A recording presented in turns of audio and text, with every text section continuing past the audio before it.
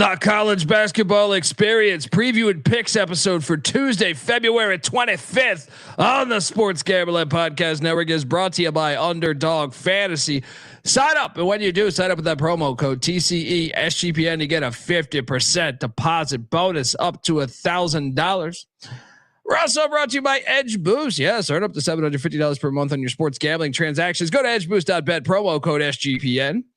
We're also brought to you by Rhythm, the leader in data-driven picks and props. Rhythm is giving away a $250 future and throwing a March Madness party.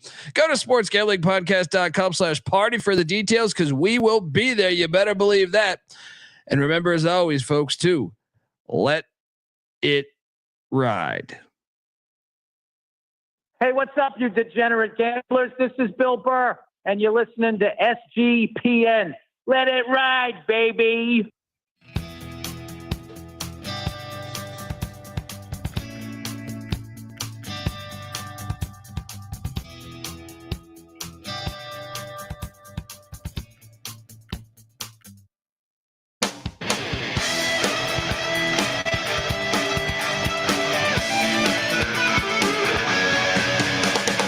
Yes, yes, yes. Woo! Welcome to the college basketball winning experience. YouTube.com/the college experience. Get on over there, hit that like and subscribe button. And wherever you listen to podcasts at, look, even if you never listen to podcasts, if you're watching this show, can you please hop on over there, iTunes, Spotify, Stitcher, whatever, hit that subscribe. It helps us a lot. What a wonderful day it is. Shout out to the world. Appreciate everyone. Last night's show was a fun one. But we got the board today. So we're back. I don't know that we should be based on some of the comments I've gotten, DMs I've got, but shout out to everyone. Hope you enjoyed the show last night. If you're wondering who the hell you're listening to, that's fair. My name is Colby Swinging Database Dan, AKA Pick Dundee. That's not a pick. This is a pick. He was raised in the land down under, where a man thinks on his feet, speaks with his fists, and lives by his wits. When Dundee happened, he was a superstar. Nobody knows nothing. Somebody knows. Double the price, but no one touches Dundee. Boom. I hate to be the one to remind you folks, but 11-8 on the locks. Another winning night. And a good day to you. We have Thursday winning, Friday winning. No, Friday killing it. Saturday killing it. Sunday winning. And Monday winning. It's a free show. I am joined by my co-host. He is the host of the Ryan and Rush Show. And make sure you check out the College Basketball Experience pregame show each and every day. I saw him killing it out there earlier. Give it up for former video coordinator for Hall of Fame coach Bob Huggins and Frank Martin, Ryan McIntyre, a.k.a. Moneyline Mac. How are you, brother? What's up, man? Yeah, winning night. Pretty chalky. I mean, big night for the favorites outside of maybe one big dog that we had. So let's talk about it. Cheers, everybody. Mac tonight. Come on, make it Mac tonight.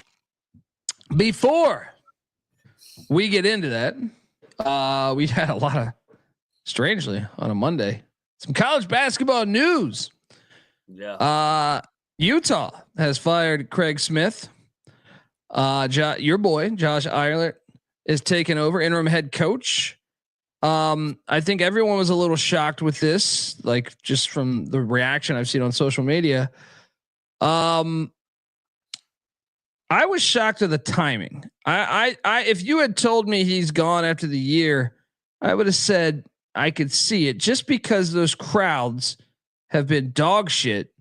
Yeah. And I don't know if that should be on the coach or the athletic department or what, but I was pretty shocked about the timing of it. What was your overall reaction when you first heard the news?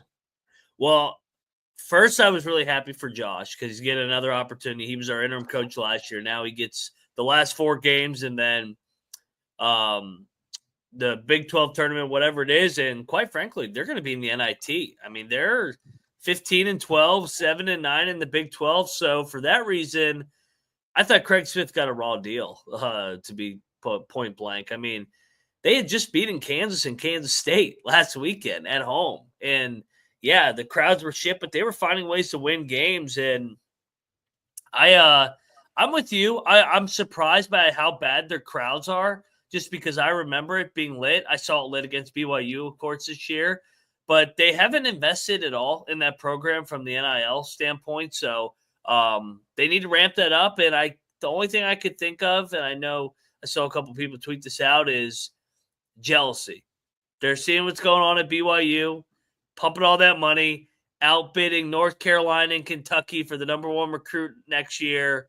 They got a first round pick on their team this year, and they're like, they've won 8 out of 10. They're the hot team. They're in the top 25 today, and they pulled the trigger. That's the only thing I could think of with the weird timing. Yeah. I mean, they're sitting there watching BYU and they go, Well, I don't get brain man cold, but no. BYU. They're 1-0 against BYU this year. Well, that's what's great about college sports to me. I love that, the arms race. Like we saw Indiana load up NIL wise. Yep. That's because Purdue made the national championship. We see Auburn fire coaches after like 8-win seasons because Bama's rolling, or vice versa. You know, like it's just such a dick measuring contest for your rivals and you know, your location in a way. I was shocked. We'll see what they do down the stretch here. We also had news. Northern Illinois, we know, is joining the Mountain West in football, but for football only, which I hate personally. I think they should join. I hate when you're like split between different conferences. Yeah. However, we know they're fucking horrible in basketball. So why not join Gottlieb's conference? They're in the Horizon League now. They announced today. Why? I don't even understand why Northern Illinois is bad. They're like an hour outside of Chicago. Yeah, I mean, but still, like, you should be good. Yeah. Why? Like, there's talent there. Your thoughts on the Horizon grabbing Northern Illinois? Interesting. They kind of fit. They kind of fit in there. I mean, them and IUPUI could become a little rivalry here in the Midwest. Good job, Mountain West, not adding them. Like you already got Air Force in Fresno. That's just going to hurt your fucking net. So don't add Northern Illinois. Because if they just committed more money to it or something, I don't know, or just got the right guy though. I think Northern Illinois, like, why can't they be good in basketball? Well, and remind me again, which ones are going to the Pac-12? Utah State, Fresno State, San Diego State, Colorado State. So it's still going to be a pretty good basketball league. Well, let's key on that for some other news there. I mean, Bieniek, I want your reaction on Northern Illinois, but okay, go for that. Then I'll talk about the rest of the Mountain West. Go ahead, Bieniek. Northern Illinois fits the conference's footprint, number one, which is I think is great. The Horizons, not the Mountain West. Okay, yeah, that's what I was going for. I'm jumping in because the Horizons one of my favorite mid-major leagues, and it's right in my backyard. They've got a good fan base, man. Like, great fan base in football. It's a great fan base. Yeah. And if you just tap into it, I think it's a perfect fit for the Horizon. The Horizon teams don't fill up their gyms, but man, are they passionate. And that's all you're asking for. And if now you take a step down in level from the MAC to the Horizon, and like Colby said, you're kind of in really good recruiting ground. I think this is a win for NIU. And in the short term, not really for their financials on all the other sports outside of the football. I don't know how that kind of equates to itself if you put football in a bigger revenue conference, but everything else in a smaller. I'm kind of talking on my ass on that, but I think they're going to be more competitive in a couple other non-revenue sports. So I think it's a good move by all. Well, you remember the Mountain West is making Hawaii a full-time member, so they're leaving the Big West. They're also grabbing Grand Canyon for basketball and I think the other sports too. Yeah, Grand Canyon was a non-football ad, so but they have a really good baseball program too. But so those teams are coming. So the Big West is losing Hawaii. And Grand Canyon, who was in the WCC but never in the WCC, is going to the Mountain West. Today, news that the Big West will be adding Utah Valley from the WAC and Cal Baptist, which to me, out of all the news today, this is the one I'm happiest about. As a Big West specialist, you can imagine why. But Riverside and Baptist is a rivalry game. But it didn't have the stakes because they weren't in the same conference. It still has stakes, but it's just not. They're both located in Riverside, and then you're adding Utah Valley, which has been a really good program over the past few years. I'm kind of excited about this. Your thoughts on this one? I kind of want to whack and Big West merge to a certain degree, like the Southern styles Utah and Dixie get in there too. Yeah, the styles are similar. They both play on Thursday night. We're usually watching both leagues at the same time next to each other, them and WCC. But yeah, I mean, I think that's a home run getting Cal Baptist. I've said it, man. Cal Baptist, if they get the right guy there to lead that program, they could be a juggernaut. Yeah. I think they could be the next. I'm not going to call it Grand Canyon. Maybe they have so much money there and they've pumped a lot into it, but they got to win, and then that'll keep bringing the fan bases back. But it gets lit in there, and then Utah Valley, of course, is lit as well. So yeah, they're losing Davis too. I'm sorry, that's why they needed two. That's not a bad loss though, because they're not. Well, in football it is. Well, they don't have a football conference, but they're in. Never mind. Yeah. I agree with Rob. The Big Sky and Summit should fucking merge. The Dakotas, the Montanas. I think we should see some merging going on. So get into 12, 13 team leagues and embrace the regionality of some of these. We'd get some fire matchups in the Big Sky and Summit. I've always felt in the FCS show I do, man, it'd be great if South Dakota State, North Dakota State, and all four Dakota schools can play football at a really high level. If they were with Montana State, Weber State, Eastern Washington, some really good schools. But anyway, that's news that's out there. Let's talk about us having a dominating fucking performance yet again. One last thing, Craig Smith will be hired as a top mid-major coach. Northern Illinois, make the phone call. I don't know. I think he's better than Northern Illinois. Yeah. I mean, he had Utah State fucking roll. I mean, everybody, I guess, has, but he kind of was the first one to really. Hot potato, where does he end up? Cal Baptist. Ooh. He would be fucking awesome at Cal Baptist. Fresno job's opening, I hear. Great at Fresno. I hear Fresno's coach of one and done. What's my guy's one name? And done? Yeah, I heard Wahlberg. I've heard speculation that it's a one and done thing. I didn't. I mean, that was such an off the wall hire. Yeah, he was a nice guy when I met him, but maybe Craig Smith's going to go to LaSalle. Oh, where's he from? Where's Craig Smith from originally? I think he's a Midwest guy because he worked for he's a Tim Miles disciple. He worked for Tim Miles at Nebraska and Colorado State. Oh, by the way, did you see the Dunphy retirement? They retired him. They had a press conference today. That's other news. Okay, so a shipment came in today too, huh? Yeah. For the final home game this week. Craig Smith is from Minnesota, so Golden Gophers possibly, but played for North Dakota. He has coaching roots at North Dakota State, Colorado State, Nebraska, South Dakota, and then Utah State, Utah. If Henderson gets a job at South Dakota State, he slides right in. He does the Otzelberger for 2-3 years. He wins 25, 30 games, and then he's right back at the high major. Is there any chance that Medved gets picked off?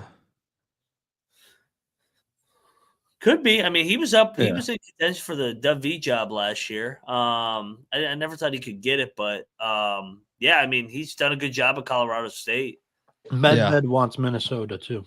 I just think if South Dakota State offers you the job, that's a fucking no-brainer. That's like Utah State, but in you're going to win 25 games, and you're going to get a job in 3 years, 2 years maybe. So yeah, I would go to South Dakota State like that.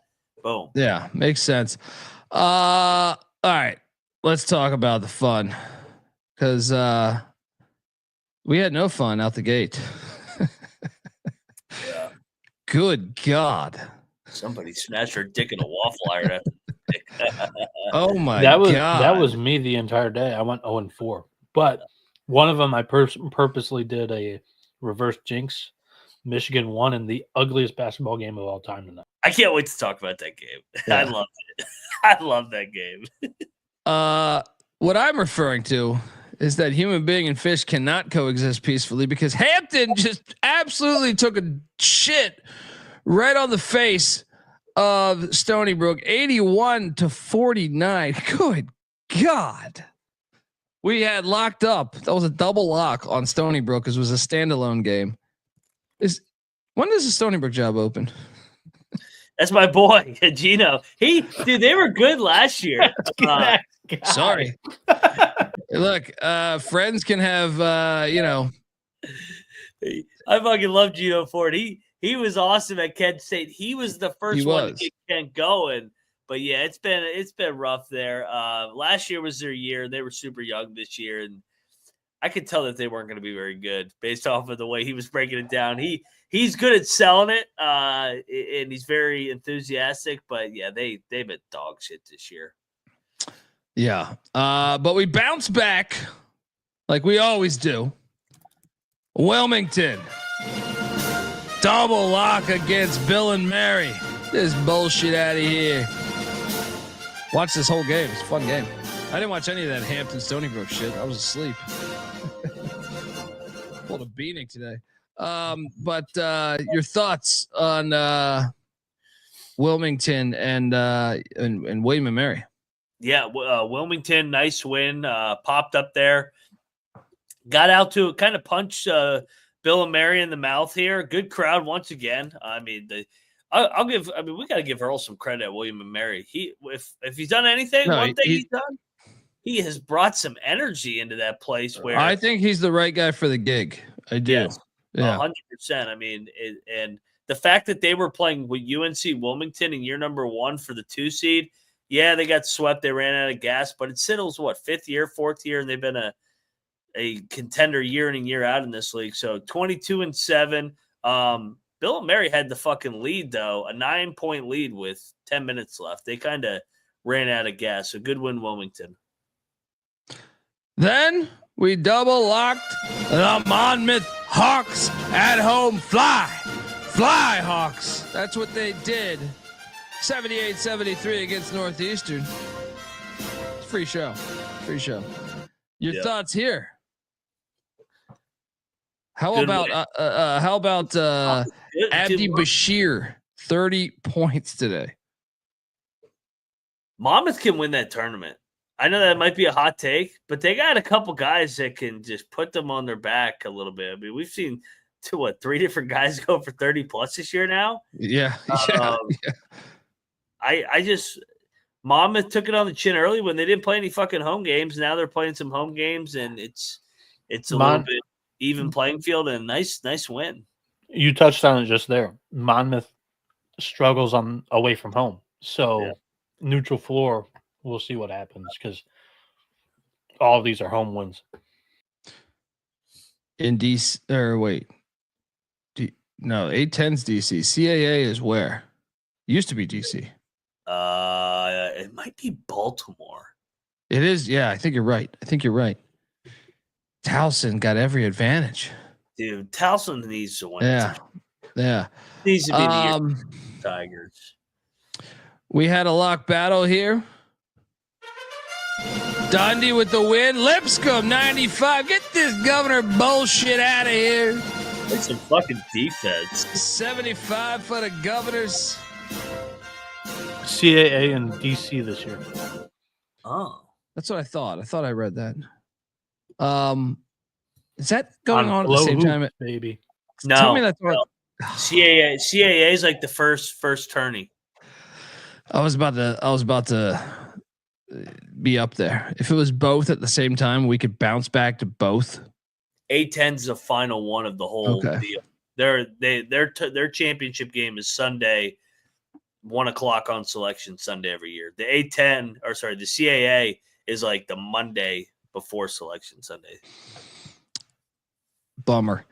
I my handicap on this was just I thought Lipscomb they needed this one. The other one was a snooze fest. This is the trap game. The other one, Central Arkansas in Nashville. So I thought the team would get up for this. Going 18 for 28 from 3 helps. Jesus Christ. Amen. Dude, we double locked Alabama State, and of course I get burnt by my boys. Bethune 70, Alabama State 68. Can't be mad. I'm a Bethune guy through and through. You're a Bethune fan, yeah. So I even though I lose money here, I rejoice by seeing a team that I enjoy win. I don't give a shit how messy the offices are. All right, we don't need to clean that shit. All we need to do is win ball games. All right. Your thoughts? Good win for Bethune. And Clark, real quick, back to that CAA. Is it at the Go-Go's Arena? Is that where the CAA? I still got this thing pulled up. It's Case First Arena. Is that where the minor league team plays for the Wizards? I think so. Who are the Wizards? We'll Clark beats me to this or not. We'll see. Yeah, good win for Bethune though. Yeah. Then Clark said, yeah, he beat me to it. So I just want to highlight how the most ridiculous part of the show last night should have went 4-0, went 3-1. We double locked Northwestern State, and I think we even called for the money line. 72-69. Keith Landry, what up, brother? Sela had a 5-point halftime lead, but it was not enough for Micah Thomas and company for Northwestern State as they battle back.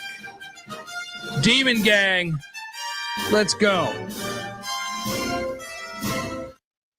Your thoughts? Fun game to watch. I'm pretty close with both coaches, so this is always a weird game for me to watch. Kiefer versus Cabrera here. But they split. They each went on each other's home court. And we'll probably see this again in the tourney. I think they're both scheduled right now to be the 3 and 6 seed. So both games came down to one possession. And like I said, McNeese is really fucking good, but they're going to have to earn it. They're going to have to earn it to get to the tournament because these teams in the Southland are much better than previous years. Yeah. I mean, outside the Mexicans, they're fucking horrible. Yeah, we'll get to them. North Florida Gulf Coast was a game. Yeah. Double lock, North Florida. The Ospreys, almost said the Owls. Get it done. Cover for us, but Gulf Coast, this was a big game. A lot of, tournament implication moving forward. Gulf Coast can do some damage down the stretch here. So Gulf Coast is what? Currently the 4 seed, I think? Yeah. I think those coaches are pretty good friends too. By the way, maybe for future next year, like it always might be a take the points game because they had a nice embrace after the game and like a long conversation. So maybe just a mutual respect of overtime in Florida. But yeah, something I noted. Draco talking about how Austin P had 4.5 men on the court. Hansel Emmanuel is damn good for only having one arm. Yeah, he had 3 more blocks today. Yeah, he had 3 more blocks today. Yeah, I mean, as far as I'm concerned, you're a D1 athlete with fucking one arm.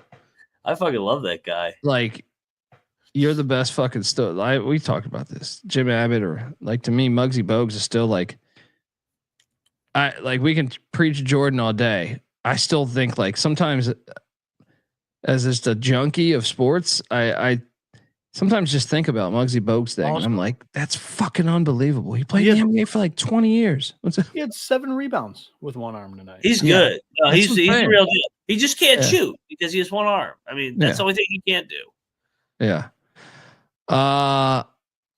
Nice cap by us though, as it was a good game. Watch the whole thing. And then we double locked Queens. Hopefully you added this leg to your parlay. as I gave out. It's just the Iraq play. This was I think it was the Iraq play. It was either this or Eastern Kentucky. Eastern Kentucky didn't cover by 0.5 point, so that might have been the someone check the tape. I don't fucking remember. The Iraq play was EKU. Oh, of course that one gets blown. That's bad karma, right? And it was the right side. It was the right side. We did. We'll talk about that when we get to that fucking game. Queens though drills West Georgia. Once again, Queens currently the 5 seed in the A-Sun. Got a game at North Alabama, so probably gonna drop back a little bit, but they're still considering everything they've been D2 not that long ago. They're a good story. Your thoughts? Yeah, good win, and they 11. I mean, they're 11-6 in the fucking league. They're gonna win 20 games potentially if they can win this last one and then win the first game in the. There's a lot of teams in the A-Sun now that I'm looking at it that are bad. 20 is a magical number for the mid majors because it's not like the fucking high majors where you get fucking you get to pad it with 7-8 bye games and you pay somebody to bend them over and fucking spank them. They got to actually go and play on the fucking road in these games, and they only have 4 or 5 home games in the non-con, so they have to earn 20 wins. And if you can win 20 wins in the non and at the mid-major level, that's a hell of a fucking year. Yeah. That's like 25 at the high major, in my opinion. Yeah. Shout out to Kyler Lee, who says, "Is this podcast for the D-Gen ball followers?" I like to describe this like we're part of the Sports Gambling Podcast Network, so D-Gen Nation is a big part of our core. We bet everything, but I think this is we love college basketball first. We gamble second, if that makes sense. But I think we're great at our job as far as gamblers, but I'm saying we are college basketball nuts. Same with our college football show and college baseball show.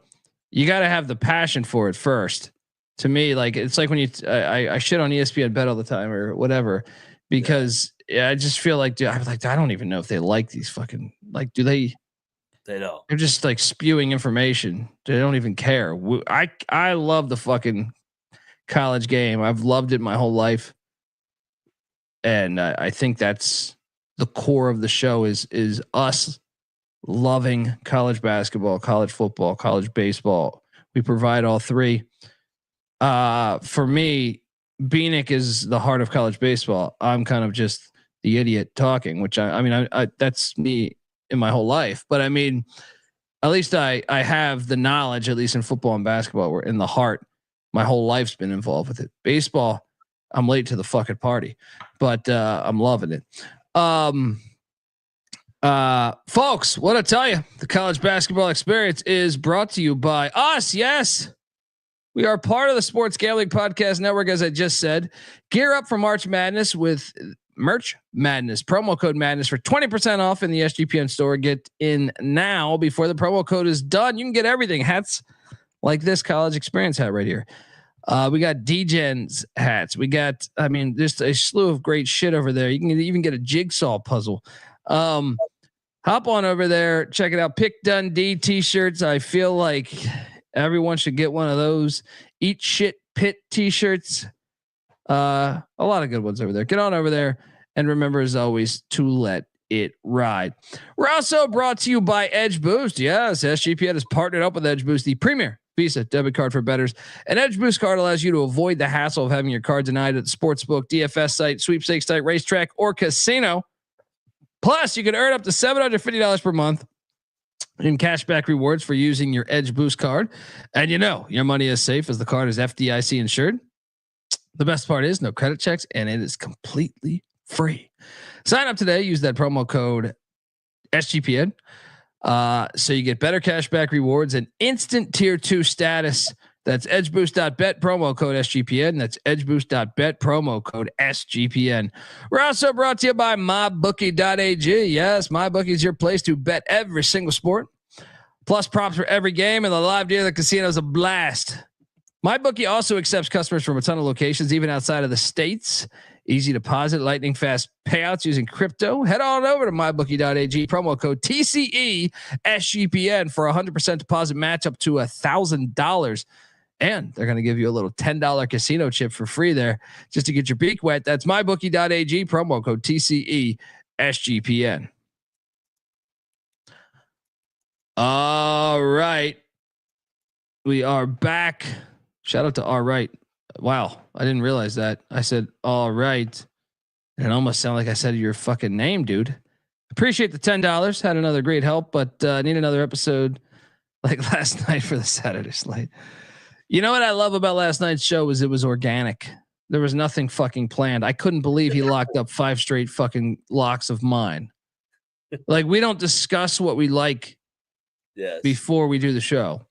Also, had I not been on 1 hour of sleep the night before, my soundboard would have been there. So it was like a beautiful accident, you know, just a beautiful accident. But you know, I had a lot of fun with it, and I appreciate all the positive feedback we got from it. But you know, it was a lot of fun. But I wish you could. The best things, I feel like majority of. I tell the story of the other day that I had a bottle thrown at me doing stand up in Philly, right? Yeah. When you're on stage, you can't see. Like, you really can't see. I know the audience thinks you can see, but you can't really see, right? You can see like maybe the front row. You can't really see that far back because the light is there. So I was doing a bit, kind of shit on the WNBA at the time. And someone threw a bottle at I was told it was a woman threw a bottle at me.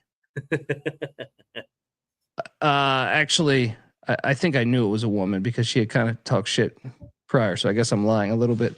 But she threw a bottle at me and it almost hit me in the face. It missed, went over my head. And I replied with, see, if that was a dude, it would have hit me right in the face. Right. And the whole fucking crowd lost it, like in humor. Yeah. But I had none of that shit planned. Sometimes the best reaction is the shit that just happens naturally. That's what last night's episode was. It was a very fun episode. Go check it out if you haven't heard it, because I really was fucking cracking up. I couldn't believe that you locked up 5 straight games that I had locked up. So besides it being hilarious with the music, I didn't think we would be playing the music. I didn't think we would be playing the music at all. But then 5 straight times, I was like, get the fuck out of here, dude. Get the fuck out of here. You know what I mean? Like, you're locking the same 5 games as me. So which one was the funniest? I mean, I the one that probably the Jacksonville, Eastern Kentucky one, because I couldn't believe that that was the 5th one. Yeah, right. Of like, he couldn't. I just like, through. I can't believe you're fucking locking this up too. Yeah. So yeah, I mean, it was. If there are people out there that are listening to this right now, this show, and you missed yesterday's show, we put a short up on YouTube, and it's like 1.5 minutes long or something like that. Go watch it. That was basically like every lock of ours. Colby delirious off like 2 hours of sleep and was absolutely dying at the what was it, the massage parlor jokes. So yeah, I mean, it was the best part about it was just organic. You try to, I guarantee you, if we had tonight kind of like had a meeting and said, let's do this, it would have been a fucking terrible show. Just when it's natural, it's just better. Eastern Kentucky, let's talk about that game. I can't believe we didn't hit this. We're getting 3.5. I know it closed at 2.5, but last night was 3.5. This was ridiculous. We had we called a timeout down 3. 12 seconds left? 8 seconds left, something like that. I can't believe we were in the spot to get this. We were in the spot to get this. Yeah. He just fucking dribbled into the defender. I was like, what the fuck was that? But the thing that really hurt was the 2 missed free throws with 50 seconds to tie the game. And they still ended up getting it back to 2. But man, when they missed the 2 they were down 1. They were going to go ahead, take the lead, And I'm like, all right, fuck yeah. EKU is going to get all the momentum headed in the last minute. And when that dude missed both free throws, I was like, fuck. Yeah. Shout out to our boy, though. Robert McRae. His dad is a listener on the show. He would tune in all the fucking time. Your son is killing it, dude. I feel like every box score I see for Jacksonville, he's the guy. 15 points, 10 boards, 2 assists, 1 steal, 1 block. Hold your head high, Pops McRae. He might be in the dance this year. Jacksonville's good enough to win it. Jacksonville's really good. The best part about it is he showed up for the conference preview episode, like not this year, but the year before. And we're like, okay, Robert McRae, he played 4 or 5 minutes at Wake Forest. We'll see what he can offer to the team. And all of a sudden you see Robert McRae III come into the chat. He's going to be a fucking, not fucking, but he's going to be a baller this year. And first couple of games, it was like a double-double, 20 points, then like 10 and 8. And we're like, okay, this guy might be good. Well, we're rooting for him naturally. It's like on our FCS show, we had like someone's father for a running back for Lindenwood come in. And he would like instantly you become each box score I'm looking for them. I'm like, man, that's my guy. That's my guy right there. I feel like a dad. I feel like a fucking dad. Just watch. I'm like, let's go. Let's fucking destroy it here. John Phillips says, Colby, when you do stand-up jobs, did anybody recognize for sports gambling? In Chicago and in Milwaukee, I did. Occasionally in LA, but I mean, right now it's really hard for me to do stand-up with a newborn. So I mean, somewhat of a newborn. I haven't been able to get up nearly as much as I would like to.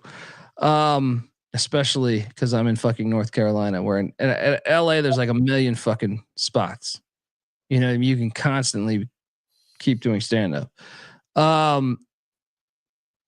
So we locked up the Mexicans. Oh my God, McNeese, this meant nothing to you. Take it easy, McNeese. I guess they won it outright, but I mean, they were going to win it outright anyway. This is our worst play of the night. This is worse than the Stony Brook one because we knew Stony Brook is a team capable of this. We were holy forced shit. We were forced into Stony Brook because it was standing alone. So yeah. Some people give it a shit. That one was a forced bet because it was standing alone. How about Will Wade? I mean, dude, they're playing well now. I didn't have this on the bingo card. No, I thought maybe they could win by 20. I didn't have this dominating of a performance there. So, the Mexicans better pull her up. Yeah. Shout out to Eric C, who says, shout out to the greatest triple threat on the net. There we go. Appreciate you, Eric C. Bellarmine took on Stetson. Stetson covered. We didn't bet this. I don't think. A good game. I didn't bet this. No, I stayed away. Okay. I would have taken Bellarmine, but they have nothing to play for. Yeah, and then North Carolina put it on Florida State. You bet this? I didn't. I don't know. ACC. Most of the ACC I'm paranoid on. It's like you got half the team suing the fucking coach. You know, I don't know where. Like Carolina's been a disaster, so I stayed away. But nice play by you. Your thoughts? Yeah, I put my blue blood hatred aside, and I just hate the chalk here. They needed this game like blood. The media is trying to crowbar them so bad into the dance. They should not be in if they don't beat Duke. Like, that's all I'm going to say. If they end with one quad one win, they should not be in. So, yes, it helps to beat Florida State because it means you didn't lose to Florida State. But these games are kind of meaningless to a certain degree. Like, they're just like can't lose games because the ACC is so bad. I mean, they play fucking Virginia Tech next. I was looking at their schedule. I'm like, they should win out. They're North Carolina, and then it should come down to Duke, and they should have to beat Duke to go to the dance, or they should have to get to the ACC title game. Yeah, I saw Ross even tweet out some stuff about that. I mean, what has changed in 2 weeks? They beat Florida State, Virginia, and who else did they beat? Was it Boston College? Pitt? Was it Pitt? NC State. NC State. It was NC State. Syracuse, yeah. NC State, Virginia, and Florida State. Yeah, they've won 4 in a row.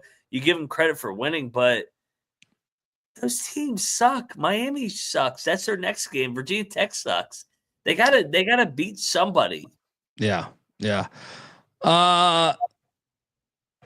still a name brand. They're gonna try to get them in there. They draw a big TV number. So I can't remember if you went with me. Forgive me.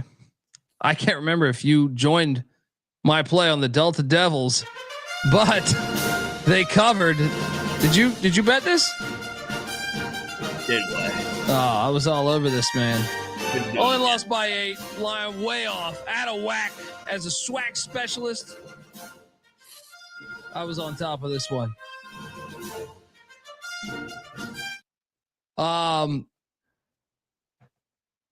We also, I think you went with me on this. Turns out Hitler did beat the Surfers, but the Surfers covered for us.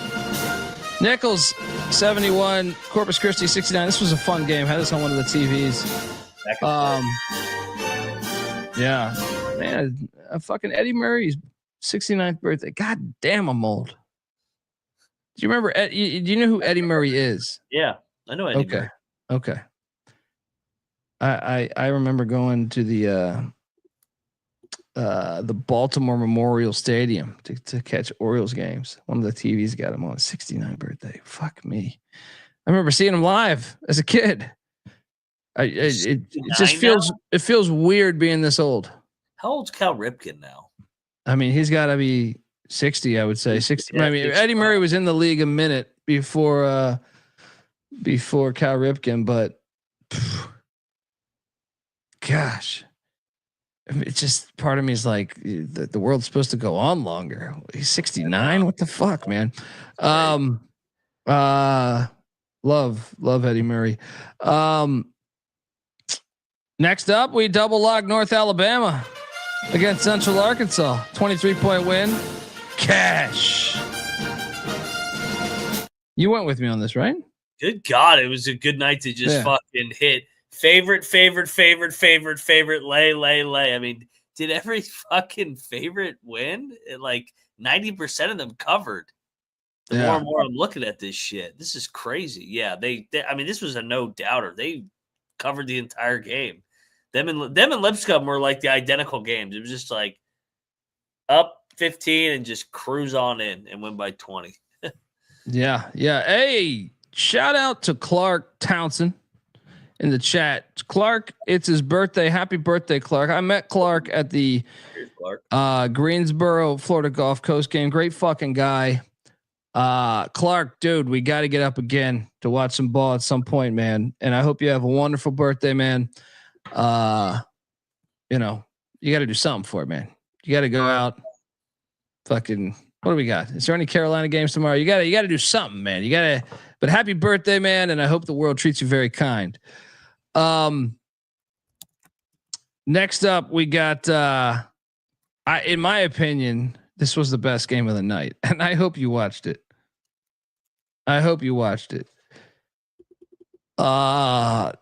Delaware State 86, North Carolina Central 84. What a cover! Honestly, this should have hit on the money line.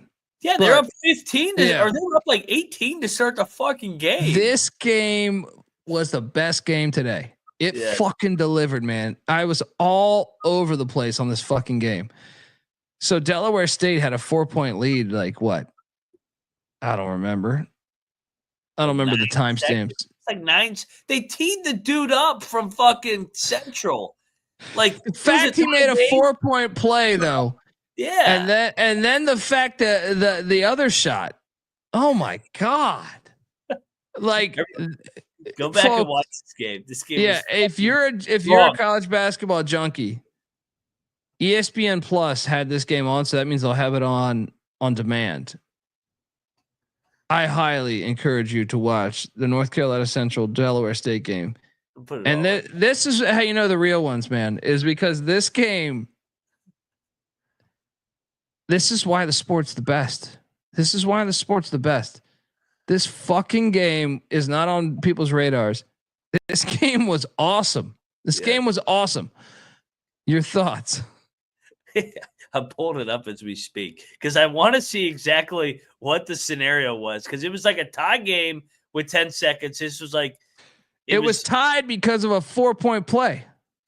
Yeah. The problem was it was ending at around the same time as Michigan and Nebraska. So I'm trying to like multitask, and it's on the smaller screen, and just out of their minds. I mean, technical foul. Central blows a 16-point lead in the first half. Coes, I think they go down like 10 at one point, and then Delaware State blows that lead, and then Central hits a half-court shot. Yeah, I mean, it was honestly, I thought we were fucked when the game went to overtime. Yeah. When he hit the 4-point play, I was like, no. I was like, God damn it. I'm like, can't he just hit the 3? It's a 1-point game. Then we foul. We're getting 3.5. We're going to cover. Hilarious. This game was by far the best game of the day to me. Like nothing was even close to this. Yes. Like the roller coaster, even if you lost, if you had Delaware State, you got to at least be grateful for the journey, because that shit was better than any amusement park in America. You're going up, you're going down, you're going up, you're going fucking down. Unbelievable game. Didn't bet this, but I should have. I thought about it last night. Chinese food restaurant down at the half. Great. Battles finish. back. Yes. Did you bet this? I didn't even bet this. No, I didn't. I just saw the game. I mean, they got a breakaway dunk to end it. One team had 6 players. The other team had 7 players. Just a shit show of a game. Like the shit games tonight delivered. Bellarmine Stetson was fire. Commerce New Orleans was fire. Hilarious. Just hilarious. Yeah. Unbelievable stuff. Folks, want to tell you the college basketball experience is brought to you by Rhythm. Feel the rhythm, feel the rhyme. It's gambling time. Yes, Rhythm is throwing an epic March Madness party. And I want to tell every single person out there that you're invited. All Rhythm users are invited to a first 4 watch party Wednesday, March 19th at Stadium Swim, which is incredible if you haven't been. It's at the Circa in Vegas. Free drinks, plus you get to hang out with Moneyline McIntyre and Dick Pick Dundee. Yes. And the Sports Gambling Podcast guys. So you got us, SGP crew. What are you doing? It's free drinks.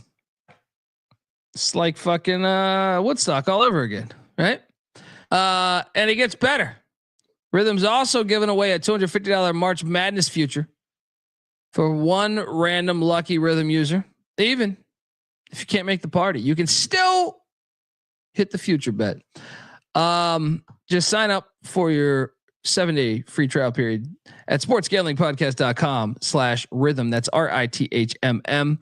Come by once again and use Rhythm to help you fill out your bracket and make some bets while you're out there. It's a free party, folks, plus a chance to win $250 future bet. Not just $250, $250 future bet. So a bunch of money. Go to sportsgamblingpodcast.com/party. Once again, that's sportsgamblingpodcast.com/party.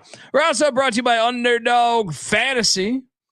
I love Underdog Fantasy. I'm always doing these things, man. I think they're for college hoops and really for every sport. But I, as a college hoops junkie and college football junkie, I can't get enough of what they offer.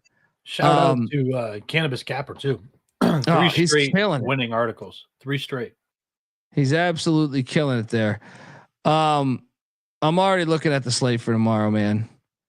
I'm already on Max Shulga for VCU, higher than 13.5 points in the capital city. Classic game going on there. And I'm throwing that with Mark Sears. I don't care if it's in the doghouse. He's putting up big numbers. Give me the higher on 20.5 points against Mississippi State. That's some of the edge you could find. There's a bunch of different games. It's fantastic. They also have other sports: NBA, NHL, UFL, MLB, CFL, NFL, college football, everything, MMA, NASCAR. So sign up. And when you do, use our promo code. Help us, TCE SGPN. to claim your special pick plus first time deposit offer up to $1,000 in bonus cash. That's underdogfantasy.com promo code TCE SGPN. All right, we are back. I got the scenario. I just watched it while you're doing the ad break. All right. Delaware State, 2-point lead with 13 seconds left. They inbound the ball directly. They're going to get fouled. Directly to Central. They steal it, layup, tie game. They go down, they race down, they get fouled. They're shooting their free throws. As they're shooting the free throws, I thought it was weird why they got teed up. Central put 6 guys on the floor.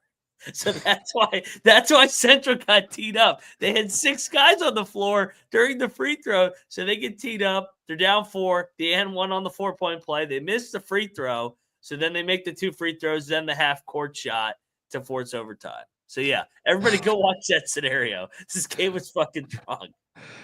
Unbelievable game. I mean, unbelievable fucking watch. The madness. Yeah, just love it. Love it. Clark, if you go to Vegas, let us know. Drinks on me, man. I'm gonna get you a couple drinks, and some gear and some shit like that, man. But that'd be great if you're out there, man. If not, let me know, man. And at some point, I want to do a meetup. I was telling Mac this like back in November. It's just you move. Now it's March.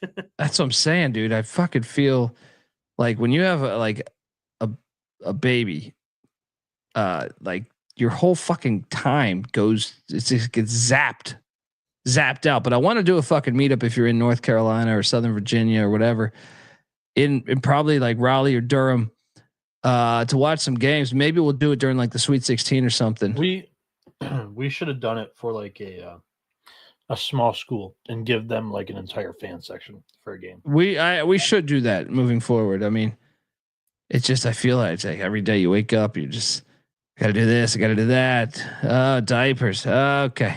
You know, and then the next thing you know, you're fucking dead.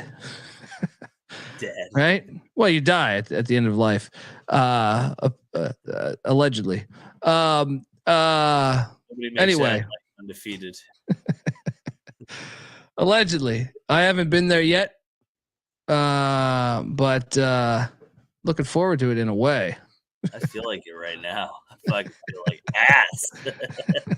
Fucking battling this shit. These fucking gotta get me through it. Hey, shout out to GBO Farms. I haven't seen him here in a minute. Hell of a good guy. Next up we had iDub. Why didn't I not bet on iDub against Lamar? You took Lamar. I told you about this iDub squad down there in San Antonio. Yeah, nice win. Your thoughts? Yeah, I mean, they punched him in the mouth. This is one of those games where just got hit right off the get-go and then never recovered. They got it down to like 7 and never really had a shot to win. Never threatened. Yeah. Death is another conspiracy. Look, it's under review. I don't really believe that death is real. I think you live on. No, I'm not. I think I talked on this yesterday or the day before. I'm not the most spiritual person, but I do believe in the beyond. Does that make me a where are you at with death, Mac? It's gonna happen one day. He's like, I feel like death. Don't ask me this fucking question. I read your face. You're like, fuck you, Colby. I don't fucking know. I mean, everybody thinks that they're gonna beat death. I mean, when it happens, it happens. Don't fight it. You're off to the good Lord. You think there's another stage to this thing, like Mario Brothers? You go to the level 2. You know what I mean? I'm just living day by day. I haven't thought that far ahead. I'm just worried about the next game. Just trying to chase the princess's ass, right? Just that's what Luigi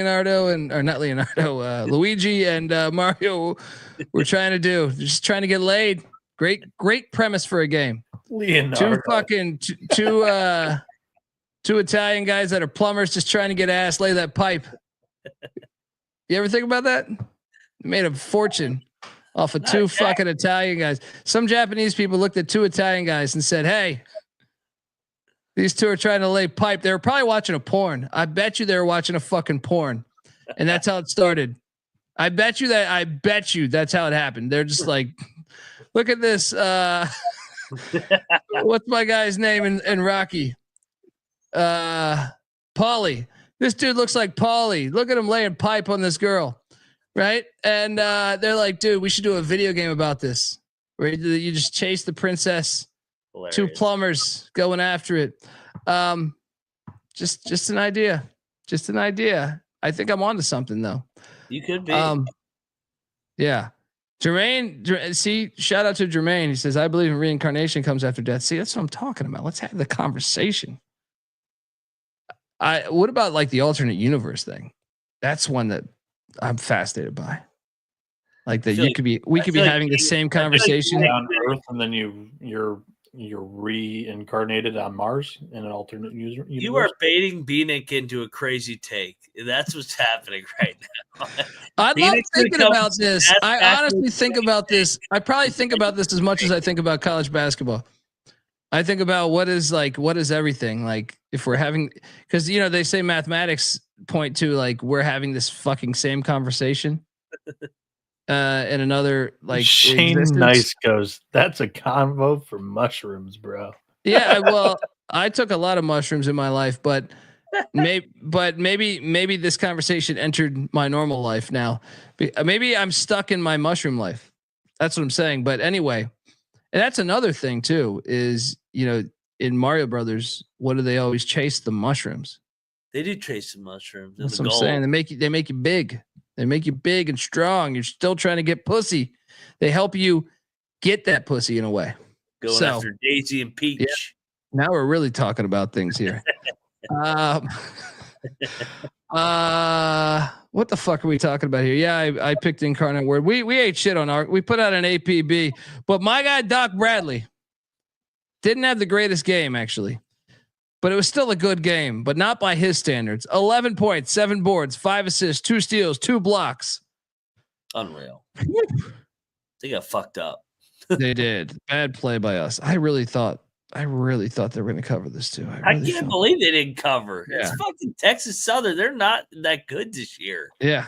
Colby, you're like this. You know those barrels of popcorn where it's like the caramel corn, the cheddar corn, the regular popcorn. There's all different flavors in this one barrel. And if you just move the dividers, then it all just mixes in together. That's Dr. Bradley for you. Oh, I thought he was going to say that's life for you. Dr. Bradley, though. I like that. He does everything. I thought he was coming in on the Mario Brothers tip about life. Hilarious. Life's like a box of popcorn, not a box of chocolate. Doc Bradley, I'll tell you this. Doc Bradley comes to Vegas for March Madness. Drinks on me for Doc. Drinks on Doc all Bradley. Day. No, I mean he needs NIL. Who are you kidding? Doc Bradley's in the transfer portal. Yeah, it's a great place to consume cocktails. That's where he's going during March Madness. He's in the transfer portal. It's true. Come out to Vegas, Doc, if you're listening. Jumping gigawatts. He ain't gonna be playing. Don't worry about it. How about Norfolk State did not cover, but oh my God, that motherfucker! Holy! If you have an Instagram account or a Twitter account, but Instagram and Twitter both at TCE on SGPN, Christian Ings, I believe his name is. I'm loving how lit these games are. I love who's the athletic director of Norfolk State right now. It has been the best. I know they won a 215 game, whatever, 314 game, whatever it was. Dude, living there, man. But I'm telling you, with Michael Vick now in football, they open up on a Thursday. With what they're doing basketball, I love it. I fucking love it. I'm a huge Norfolk State fan right now. I've already got this one circled, and I know I shouldn't jump the gun. The MEAC Championship is on the home campuses still. I hope. Chat, correct me if I'm wrong. They always play it the Saturday before Selection Sunday, and it's at like 11 a.m. If it's like South Carolina State and fucking Norfolk down there in Norfolk, I'm going to that game. Oh yeah, man. I might even. By the way, they play on Saturday back at South Carolina State. South Carolina State should have beat them in Norfolk. Yeah. And so Norfolk's better, but South Carolina State's going to give them everything they can handle. Those two teams are fucking good. I'm loving Tournaments it. on Norfolk campus this year, Mac. Oh, so Yeah. No one's the bias. No one's getting them. I mean, dude, do you see the best part South of Carolina that State video? might, man. South Carolina State could get them. They could. I mean, look, the MEAC is actually better than I think the perception. Yeah. You know, I still think I watched that South Carolina State game and I go, man, I know they're not near the top of the conference, but they're going to be a tough out.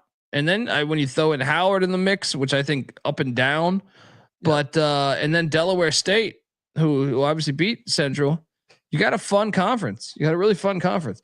You're damn right, Cannabis Capper. I will proudly be the only white guy in that building. I'll fucking join you. I'll join you. Let's go. Dude, I tell you what, the HBCUs, man, their bands are off the fucking charts. Like they are so fucking loud. And it's like, Jesus Christ. Like it's right next to you. And then everybody's dancing. And then the halftime show is a shit show. It's a unique event. If you have not, they do college sports right, man. I'm telling you, I love it. Some people thought I was doing shtick with the SWAC shit. Yeah. I love the SWAC and what they stand for. And to me, the football history too is fucking renowned. Like if you dive into the history of the fucking sport, the SWAC has and the MEAC, it's nice, but it ain't like the SWAC. I love the fucking history of the SWAC. From Eddie Robinson to that's what I'm saying. Like some people thought I was joking when I was defending it, which is even crazier. Do your history on the fucking SWAC and the MEAC. They're all fantastic. Where's the SWAC tourney? Does anybody know? Is that my first guess would be New Orleans.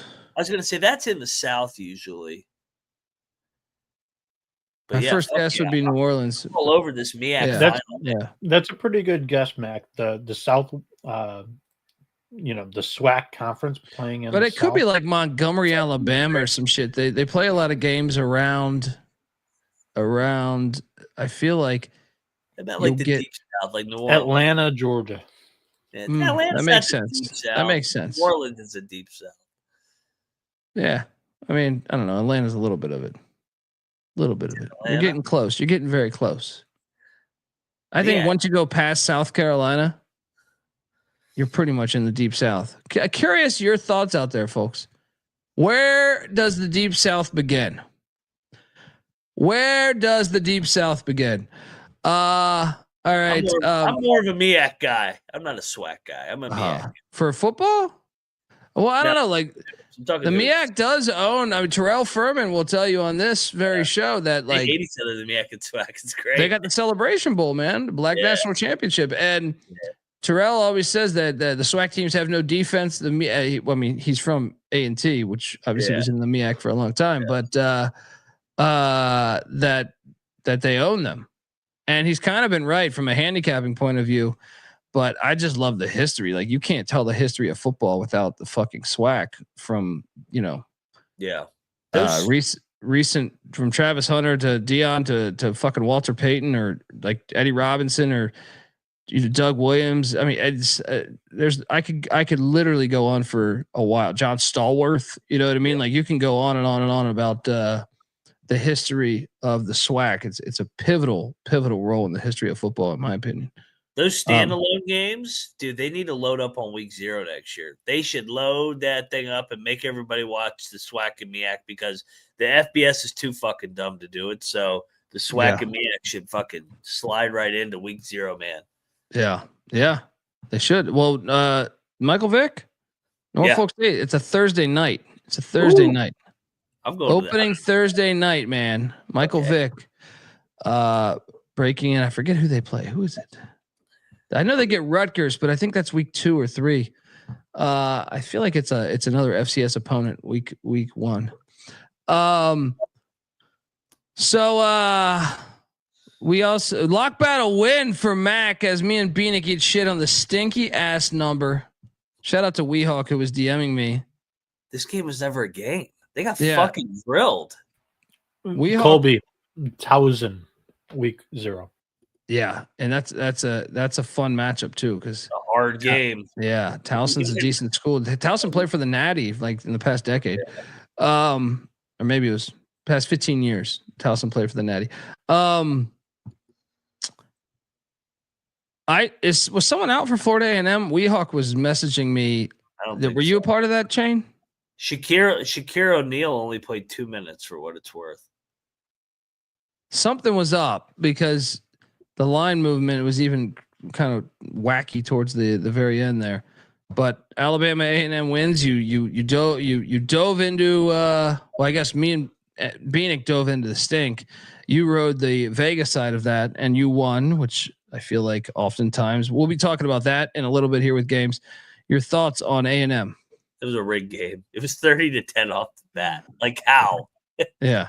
How is it 30-10? Right, 10 minutes in against a team that's been awesome. Yeah, like even A&M's losses have been by like 2, by 3, by 1. It's crazy. Hilarious. Speaking of rigged, Coppin State beats Howard by 11. Impossible. Impossible. I said this line stunk. I said this line fucking stunk as well. What's going on here, man? I'm telling you, someone's funding a fucking war. It doesn't make sense. It does not make sense how they came up with the line. Doesn't make sense how the line is a blowout, just like the fucking Florida A&M game.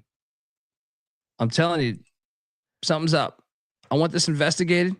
FBI, call 1-800-PICK-DUNDEE. We are available to talk about this. Just make sure I don't have to pay taxes for the next 5 years, and we're good. Your thoughts on this fucking bullshit? How do you get blown out by Coppin State? Like Howard's not a bet. This is fake. This is fake. Dude, I don't buy this. They led by 17 with 3 minutes left. It wasn't even a close game. I don't buy this really happened. I don't buy it. I saw it. It was on ESPN Plus. No. I know that, but I'm saying like I don't buy that it wasn't infected by corruption. Yeah. Black Sox, shoeless Joe Jackson shit. The line made no sense, and then to get destroyed like that, I honestly believe you could play this game 1,000 times, and I don't think at full strength, I don't think Howard could lose by double digits. I really believe that. It is wild. It is wild. I'll go to the afterlife. How the fuck lose by double digits? 7 grams wish says boots on the ground for the MEAC tourney. 100%. Hell yeah. Shout out to 7 grams wish. Hell yeah. Yes. I'm telling you, man, something ain't right with that in the Florida A&M game. Investigate. Cause think about this. If you were going to do this, you would have to do it with some obscure fucking teams. Yeah. Like, I mean, I'm not, that's why Eastern Michigan is involved. Fresno State. You know what I mean? Like, this one would be Howard for sure. Oh, come on. You're right there in DC. I saw fucking clear and present danger. All right. Elon's gonna get off my plane. Wait, that's not clear and present danger. That's another one with Harrison Ford. Harrison Ford. Let me tell you. Elon's gonna ask Howard what they did this week, and they're gonna be like, "We got drilled by Coppin State." What the fuck is that, man? What is that game? How is that even possible? You're right. Like, how? Dude, I think Howard has like a ×5 better roster than Coppin State. That's what I'm saying. It's not even that they lost. It's just that they were down 17. Like, what? Yeah. Sorry, Donaldson. I was quoting, I think, his what's that airplane movie? It's not Passenger 57. He's like the president of the fucking United States. Harrison Ford. You know what I love about Harrison Ford is he never fucking played a different role. He just played the same guy in every fucking movie and made $1 trillion. We could talk deeper about Harrison Ford another day. I have a lot of Harrison Ford thoughts. I'll put it like that. I took Stephen F. Austin. I didn't bet it, but you took Houston Christian. Houston Christian. Wire to wire. 16. Yeah. Back. Dude, we should talk about Bryson Dawkins. 41 points, 10 boards, 2 blocks. Woo! Is that fucking Daryl? Is that Chocolate Thunder over there? Good Lord. Bryson Dawkins. Stephen F. What the fuck was that? Yeah. And this was a get up spot on senior day. I mean, these teams that have been complete ass coming into their senior nights, let's back them. Yeah. I mean, that was very impressive. Yeah, it was Air Force One. That's the movie I'm thinking. Blade Runner's the best. Yeah, I agree. That is he's a junior. I was like, if he's a senior, that's a hell of a senior night to remember. Still, that's a scattered ass performance right there. For the rest of the year, you're not going to be home. Remember my 41-10. I'm doing it all next season. Take my number down. He's definitely we covered with South Carolina State by 0.5 point. They only beat Eastern Shore by 13, but we were laying 12.5. So we didn't bet this, but did you bet this? No. Okay. Yeah. And then let's get to it, Bieniek. Game of the year, baby. You gotta love it. This is 40 minutes of hell. Michigan 49, Nebraska 46. Teams were a combined 11 of 55 from 3. 11 from 55 or of 55 from 3. Teams were combined 23 of 68 from 2. 16 of 25 from the charity stripe, which is like 63%. Yet Bryce Williams had 26 points. He was the only one who could operate. It's one of those ones where you look at your teammates being like, piles of shit. You absolute piles of shit. This is Big Ten basketball at its finest. The best league in America, baby. I loved it. It is great, but I didn't love I lost money on this because I had Nebraska plus 1.5. I think I even got 2. I think I had 2, and I still ate shit. Yeah, I was on the Huskers too. They made 1 field goal in the final 8 minutes of the game. Boy, Dusty May fouling up 3, a 90% free throw shooter with 15 seconds, almost completely came back to bite him. I don't think it was planned. I saw a lot of people like just fucking. He wrapped him up. Scorched earth. He wrapped him up. He was coming off a pick. He wrapped him up. It was a screenplay, and he just grabbed him. I don't think it was necessarily. He's gonna grab him. He definitely. They weren't going to foul until the screen came around. So once they tried to get Williams a 3 is when they fouled. My guess, Dusty, don't think they were going to do it unless that had happened. Dusty told him at 10 foul, and the guy jumped the gun and fouled him with 14 seconds left. Nebraska was thinking about it. The next set that they had. Or actually, it was the set before. He never had another set. No, it was the set before that. They didn't give Williams the ball. They never looked to Williams. The set, there was like probably 40 seconds left in the game. Not once did they even look to Williams. He was just kind of walking around, not really walking, but dancing around the perimeter. And I don't know who was it, but pulled up for like a mid-range jumper, and it was short. And it was like, okay. And then yeah, when Williams was running down with like 15 seconds left, they had a screen for him and they fouled. But I don't think they would have fouled had that scenario not come to. I think they would have played it out. Watching Michigan throughout the season, they don't normally do that. What was I going to say? Huge win though. Yeah, gigantic to win. Yeah.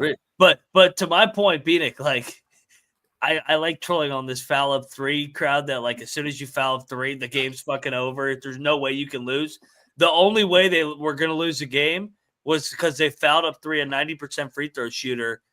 And then you was going to have to go back and forth, and then they missed the front end of the 1-and-1. We missed free throws. That's how it would have hurt. They gave up a wide open. It wasn't an open three. It was a wide open step and shot, and the white dude.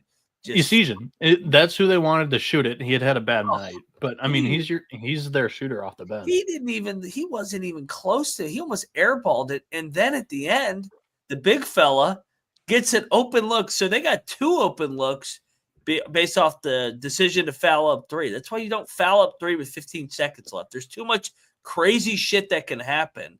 For a team that like Nebraska couldn't throw it in the ocean the entire night outside of Bryce. Williams and then Sam Hoiberg twice. Sam Hoiberg came in and made 2 big threes. Gotta love it. Gotta love it. Good win, though, Bieniek. I mean, hey, you found a way to win. Yeah, that's huge. I thought you were going to lose the game when fucking Vlad missed both flagrant free throws, and then immediately you turned it over, and I go, oh, they just completely shit this game away. They have no momentum now. But, hey, power to you, 21-6, 13-3. These close wins. Is it inevitable that they're going to blow one and it happens in the NCAA tournament possibly, or does this prepare them for those tight games in March? Providence 2 years ago was the same exact way with Ed Cooley's last year, right? Or second last year. They went to the Sweet 16, right? Yeah, with Sweet Bynum, 16. with Bynum and everybody. Hopkins. And they lost to the national champ, Kansas. Mm-hmm. Yeah. They were in that game all the way through, but I don't think they ever threatened to win. It's a very public narrative that Michigan just wins lucky close games, so that's going in your favor. Well, it's not under the radar. I think I was early to this because it's been driving me crazy the entire year because they turn it over so much. They would be blowing these teams out if you just handled the ball a little bit better and keep your possessions, because the offense outside of the night tonight was throw it away. This has never happened at all during the entire season. Burn the tape. They're averaging 80 points a game. Like, if the offense doesn't turn it over at a 20% clip, you're putting up 90. And it's good defense too. Boynton's on the staff. Like, that was a good hire. That was a good fucking hire. The staff is good. The Yeah. staff is good because Church is the out of timeouts guy, and I mean Dusty's drawn up a couple of, whether it's Dusty or Church, a couple of game winners that have been genius. But burn the tape. Got the dub, buddy. Don't burn the tape. Cherish the tape. This next game was awesome. Hold on, we got to talk about it. Speaking of rigged, it would have been nice to know Williams was out, wasn't it? Oh yeah, Chancellor McMillan game time decision. We knew that. Houston 69, Texas Tech 61. Hey, kind of important to know if fucking Darian Williams isn't going to play either. I think the books got fucking thrown for a loop and got hammered on this one too, because they priced it like Texas Tech was fully healthy. Hang on here, hang on though. This is the Big 12. This isn't your mark the one that says the injury report's got to be. I thought he was on record by saying we got to have injury reports. Wasn't he the guy, like one of the catalysts for like we should get aligned with injury reports? What the fuck is this? We have a legit reason to be mad here as a gambler. When one of the fucking best players wasn't even listed on the goddamn injury report. What's your mark do, Mac, for injuries? No, he was one of the ones saying making it a protocol. Yeah, but I'm saying Big Ten and SEC put out injury reports officially the night before. You see all that shit the night before. Yeah, we didn't know anything about this Texas Tech thing until the hour before. This is bullshit. And this line took off 5 points in the final hour and a half. This was shitty. Because I don't want to take away from Houston because what they're doing is remarkable, but they have been lucky as fuck that they caught Tech without 2 starters, Iowa State without their 2 fucking go-to starters. So it's just how is this information? This is a huge game. Yeah, it's a huge game from a national point of view. Mojo, they were without 2 of their better shooters. They were without the 2 guys that fucking won them the game in Houston. Yeah. When Toppin got tossed, it was Williams and McMillan were the ones that won him the game. Yeah, that's not coaching. Shit. If anything, I walk away impressed with Texas Tech. Like Iowa State, that they were down. You're talking about a combined 30 points per game. Yeah. I don't know if it was 35. you, Mac, that I saw somebody tweet it. We need this game in Kansas City. I want to see Texas Tech get 100% against Houston. Yeah. Give me a neutral floor too. I don't care. Tech's a bad matchup for them. That's a great freaking game, man. Dude, but Houston, I know they've gotten some breaks here. I mean, they've gotten some breaks in conference play. The Kansas fucking crazy game, and then the 2 injury games here. But I tweet this out. They know and embrace their roles better than any other fucking team in the country. You don't see anybody take a fucked up shot on their team. You go, who's going to shoot the ball? Sharp, Cryer, and Uzon. Like, it's those 3 guys. And nobody else is taking fucked up shots like some of these other ones. The rebounders are going to rebound, and if they get the ball, they're going to kick it to one of those 3 guys. And then everybody's going to guard their asses off. Like, Kelvin is such a fucking good coach. I want him to get a natty, man. I want him to get a fucking natty this year. Yeah. So, Mag, I know you follow Ethan Bach because he covers WV. Mm-hmm. Did you see the clip that he tweeted about Hugs? Yeah, I remember when Hug said it. So, what Houston, huh? What's the clip? What are we talking about? That they were going to struggle in the Big 12. I mean, yeah, he was wrong. The clip, it was on Field 68, and they asked him, like, during conference realignment about the 4 schools joining. It was like Houston, UCF, BYU, and Cincy. And they were like, what do you think about the new additions? And he was like, do you want me to be honest? And they were like, yeah, we want you to be honest. So then he comes in like over the top saying they're not going to be able to sleep at night because they're going to struggle or something like that. And they've ran the table basically. They have 1 loss in overtime by 1 point.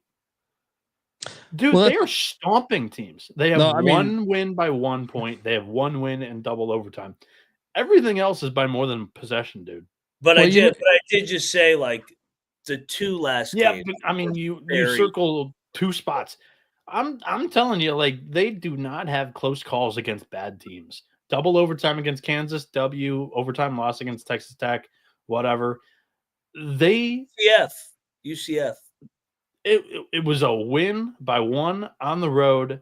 Outside of that, man, the bottom of this league, they have rolled over like a freight train.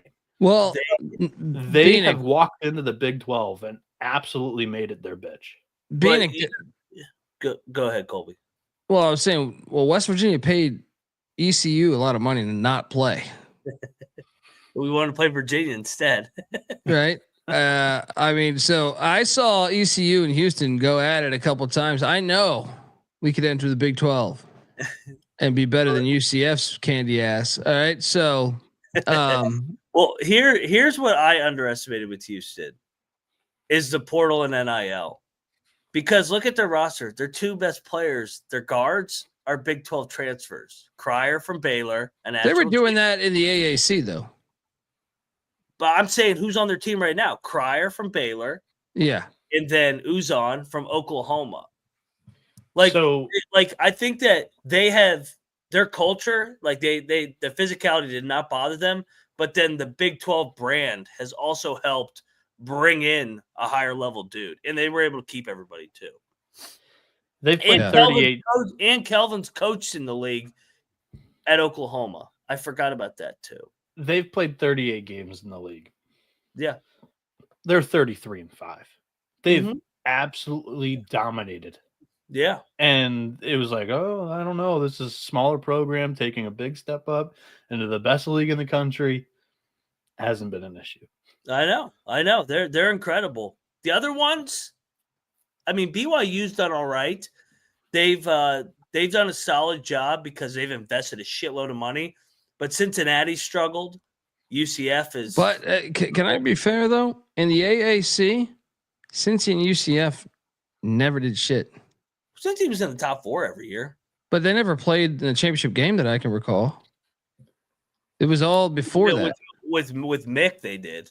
They played in the AAC. With Mick, they were in the tourney every year. And then Mick went to UCLA. Yeah, I just don't remember them ever playing championship games. It's West, they've been pretty. And then who's the guy in between? And then the other guys, I mean, Utah's been okay. Arizona's been solid. Arizona's kind of been John Brannon. I'm trying to think who else. John Brannon was in between. Arizona State has sucked ass. They've kind of since he did go 3 times. Yeah. They when did Sampson join Houston? When Mick was there, dude. 1, 2, 3, 4, 5, 6, 7, 8. They made 9 straight tournaments with Mick. Yeah. No, I know they made the tournament. I just didn't think they were the top dog. I didn't think they were the top 4, dog. 16-2, 16-2 were his last three years with the Bearcats. Look at this, dude. Hold on. Well, I just want to talk about this here. So yeah, Cincinnati, but I will say, like, I think that's more coaching related. It's a lot like Fickle 2018, but it's a lot like Fickle leaving and Satterfield coming in. You caught the program in like a terrible transition, right?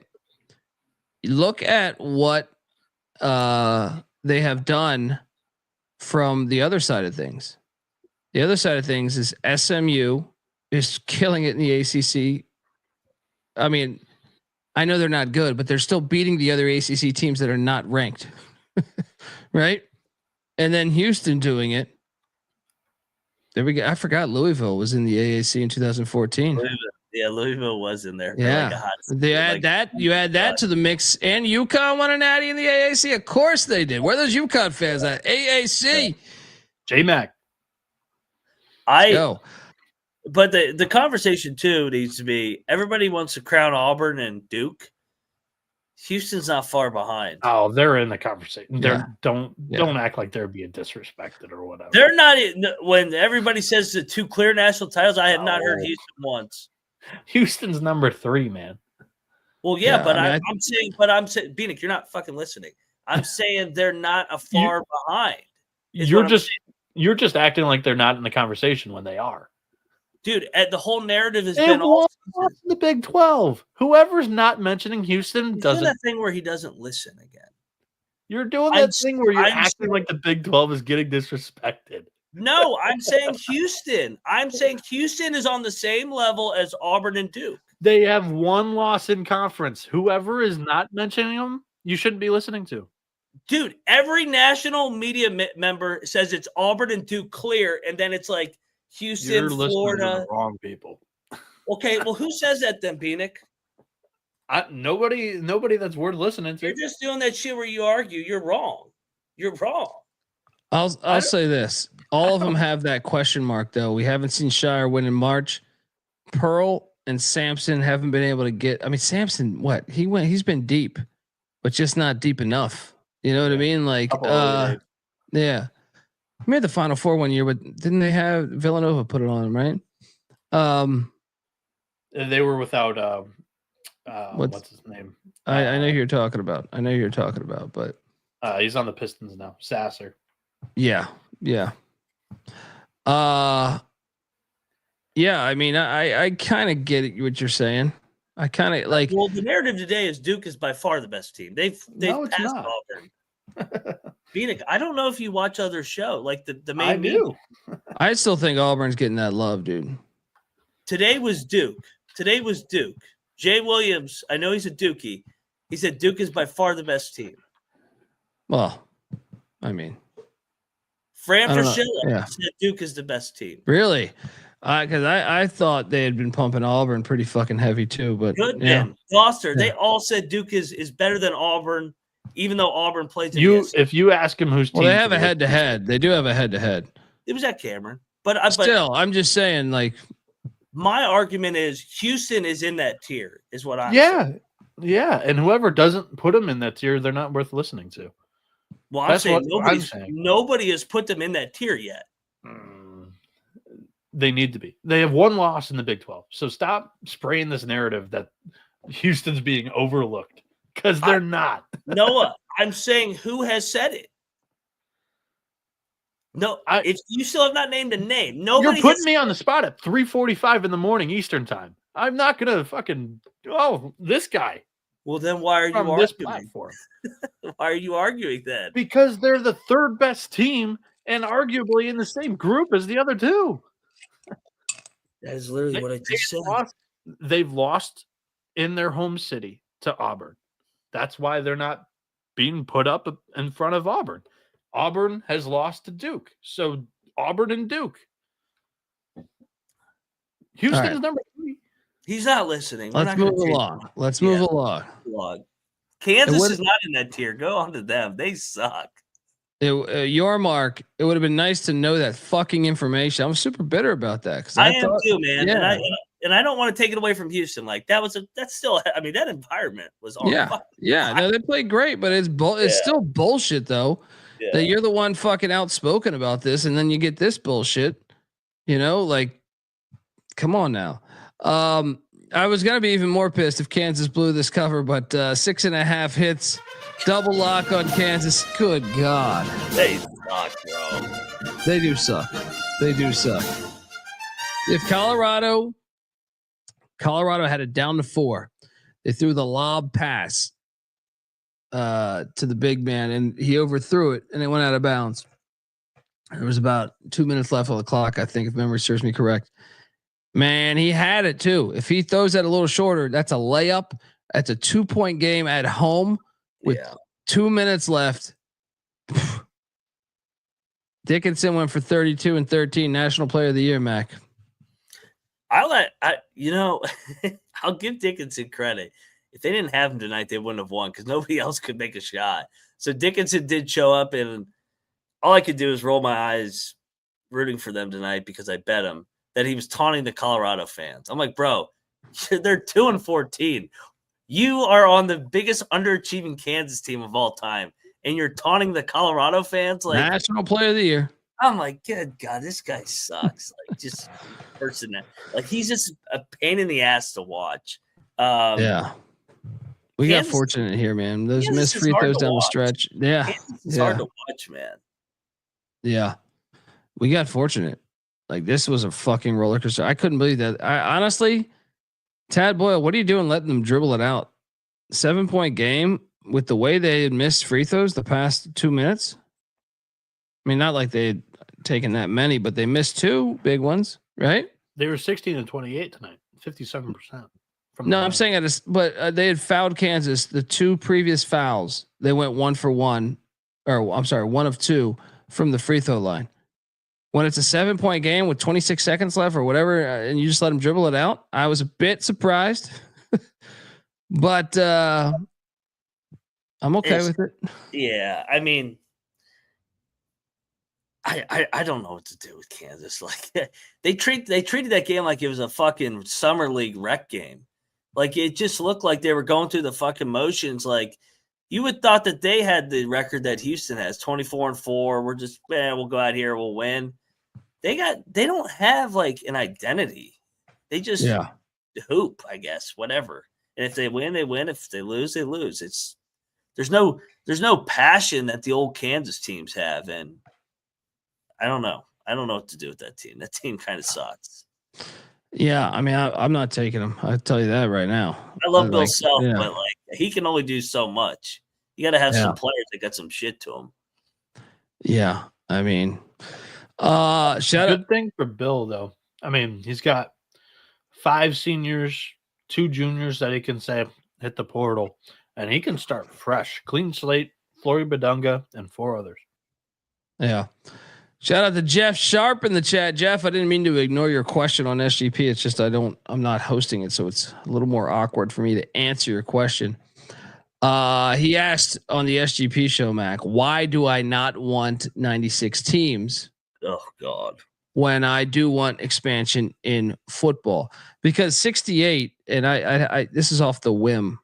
I did the math. Me and Patty C had done the math. I want way more in football because you should get in. I want to say it was like the same way the NFL is. I think we number crunched the percentage of the teams that get in the NFL playoffs,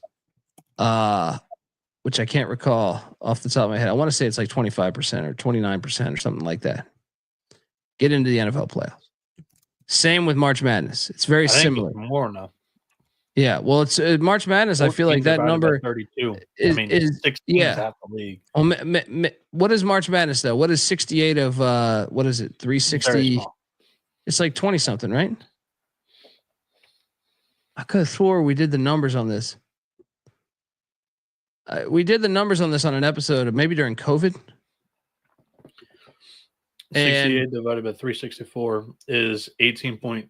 18. That's okay. That sounds accurate.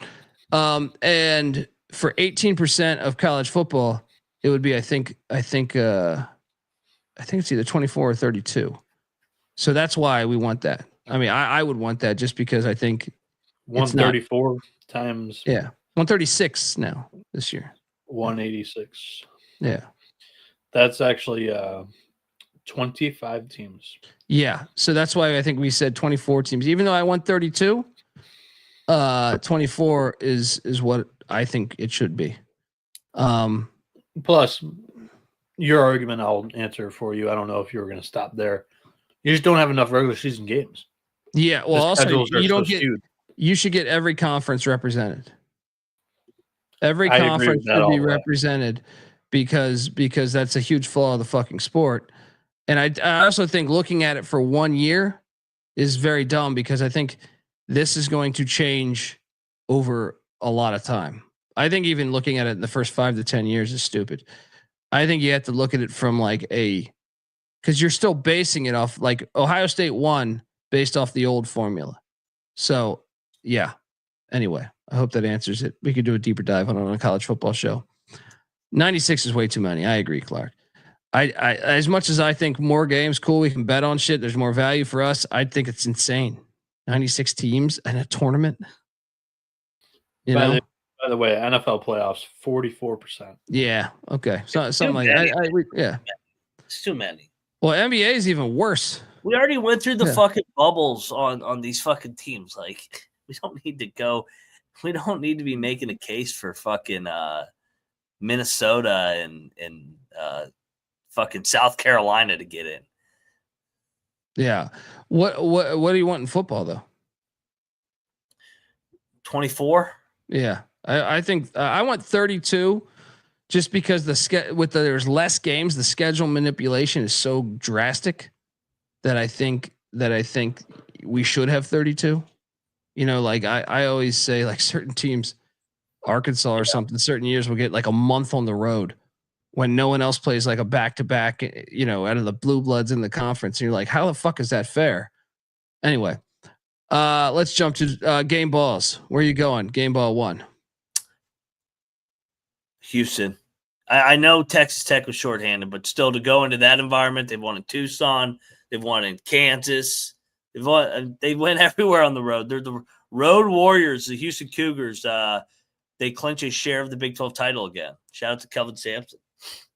I'm not taking any of those rigged games. Just FYI, you're not getting a fucking game ball because those are rigged ass games. Give me the Michigan Wolverines for a rock fight win in Lincoln, Nebraska. Bieniek, perfect time for him to take the Indiana job now as he wins a key road game. Where are you going with that second game ball? All right, so we went to TMZ games. Kansas definitely ain't getting a game ball, so no more TMZ games, and Carolina ain't getting one. Let's go to Northwestern State. They deserve a game ball. Good win at Southeast Louisiana. That was a fun game. Hell yeah, man. Great win. I'm going to give it to Delaware State. Second game ball. That game was insane. You were down majority of the game. You found a way to win, which was actually, that's another thing we didn't talk about. It was actually a vital game in the MEAC standings. So, especially with some other outcomes that happened in the conference, give me a game ball to those Hornets. The other game ball, I will go to, this team doesn't get enough credit because they put a hard ass schedule. Monmouth. They played on the road. Now they play at home, and they're sitting at what, like 9-7 in league play. Let's go. That's a good game ball. I like that one. Yep. Third game ball. I'm going to say the Jacksonville Dolphins complete the sweep of EKU. moving on up in the ASUN rankings, got a big game against another Florida foe left with Stetson. Give me those Jacksonville Dolphins with the game ball. Where are you going with the last one? I gave out 3. Oh yeah. What am I talking about? Folks, want to tell you that the college basketball experience is brought to you by MyBookie.ag. Yes, MyBookie is your place to bet every sport. Plus, there's props for every game, and the Live Dealer Casino is a bundle of fun. MyBookie accepts customers from a ton of locations as well. You can easily deposit and get lightning fast payouts using crypto. Head over to MyBookie.ag. Use our promo code TCESGPN for 100% deposit match up to $1,000. Plus, they're going to give you a $10 casino chip. That's MyBookie.ag. Promo code TCESGPN. Clark, I couldn't give Coppin State one because it was rigged. I couldn't give Alabama A&M one because it was rigged. I don't buy it. I don't fucking buy it. It didn't really happen. Putting my hat on. All right. We got slides. We got everything. And I got fucking locks out the gate. I know Bieniek's probably having fucking dinner. But Here's Bieniek's game. Yeah. I'm all over this. I already bet this shit. Eastern Michigan. Oh, but for the audio side, Bowling Green is at Eastern Michigan and Ypsilanti.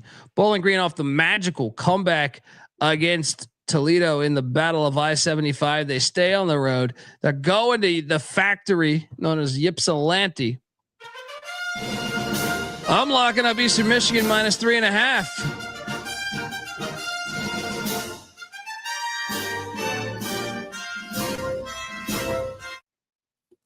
Mac? I'm not betting this game. I think I like Bowling Green. I think that they're playing better, and I'm not going to take Eastern Michigan when they've already won 3 in a row. They got a rigged game in them again. So I think they're not in the eyesight right now. Give me Bowling Green, no bet. Next up, I'm going to lock up another game. We got the Deeper Than Hate rivalry. They just played. What was it? 6 days ago? 8 days ago? 7 days ago? 5 days ago?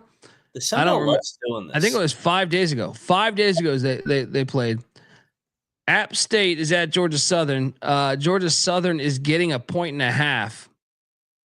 Sorry, the slide is fucked up. I'm on Southern. Southern. Let me sell you on this. Southern pushed them to overtime last time. Southern's 9-3 at home. App's been shitty on the road. I think Southern's winning this one. It matters to them.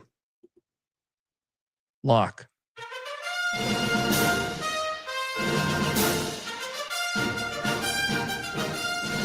Why is App favored? Because App's in 5th place and Southern's in 11th. What are you doing, Mac? I'll take the square side and battle you. App just dropped a home game.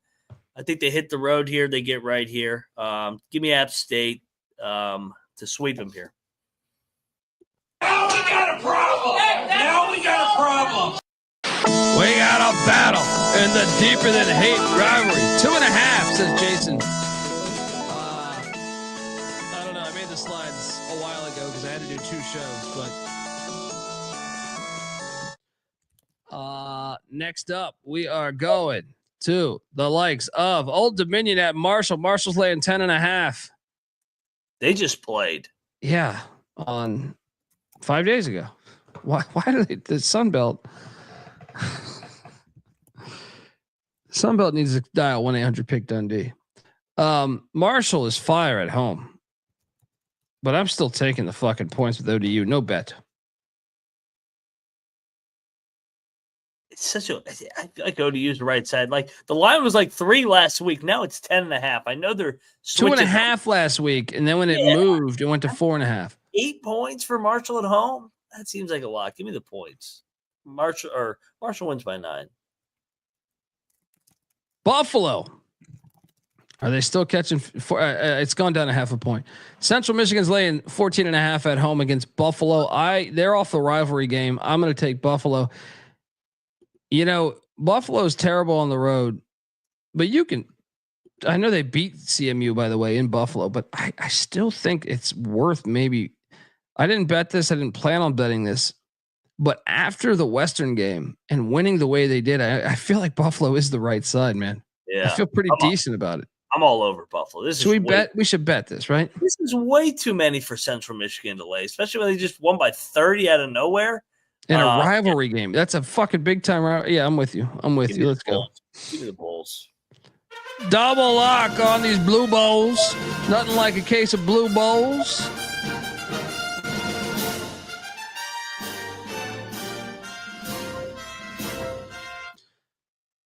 All right, and I got a wager here. We got the Capital Classic going on in Richmond, Virginia, and I was just on VSiN. That's why we're doing this at 2 a.m.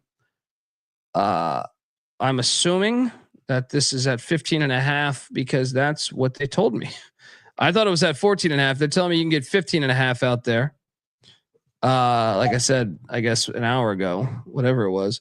I'm locking up Richmond. This is a great spot because VCU's coming off. First off, you have to go back to 1997 to find a time VCU won by more than 15.5 at the Robins Center. VCU can win this game all they want. By 8, by 9. I'm going in on this rigged ass team. The Richmond, and it's nationally televised, so they're not gonna blow it for the FBI. Richmond lock. You coming? Yeah, I'm going to the game. You got to take Richmond here. VCU off the game against Mason, and they already beat them by 40 this year. Hopefully, fucking Richmond doesn't hang in this thing and then give it away at the end. I will say this: I'm only counting back to 97 for the games at the Robins Center. VCU's won by a lot in the Siegel Center. At Richmond, these games are fucking tight. Go look it up. Yeah. Oh yeah. It's just a lot of familiarity. They already got drilled once. This is going to be their Super Bowl to try and ruin VCU's at-large bid. Did they win? No, because they don't have enough. But VCU wins by 9. Yeah. Boom. Double lock on these Spiders. Dre, we are on Instagram at TCE on SGPN. Give us a follow.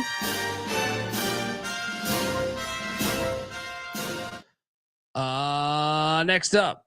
Oh boy, what do we got here? Duke laying 22.5. There's a lot of Miami parts in this game. Please elaborate. The associate head coach for Duke. You're right. You're right. I thought you meant player wise. Okay. No, is supposedly the next head coach at Miami. I was prepared to bet with the points here. Yeah, I'm all over Miami. Yeah. This is not a good spot. A lot of now, I will say we should talk about this for a second. Matthew Cleveland's a game time decision. That's kind of important.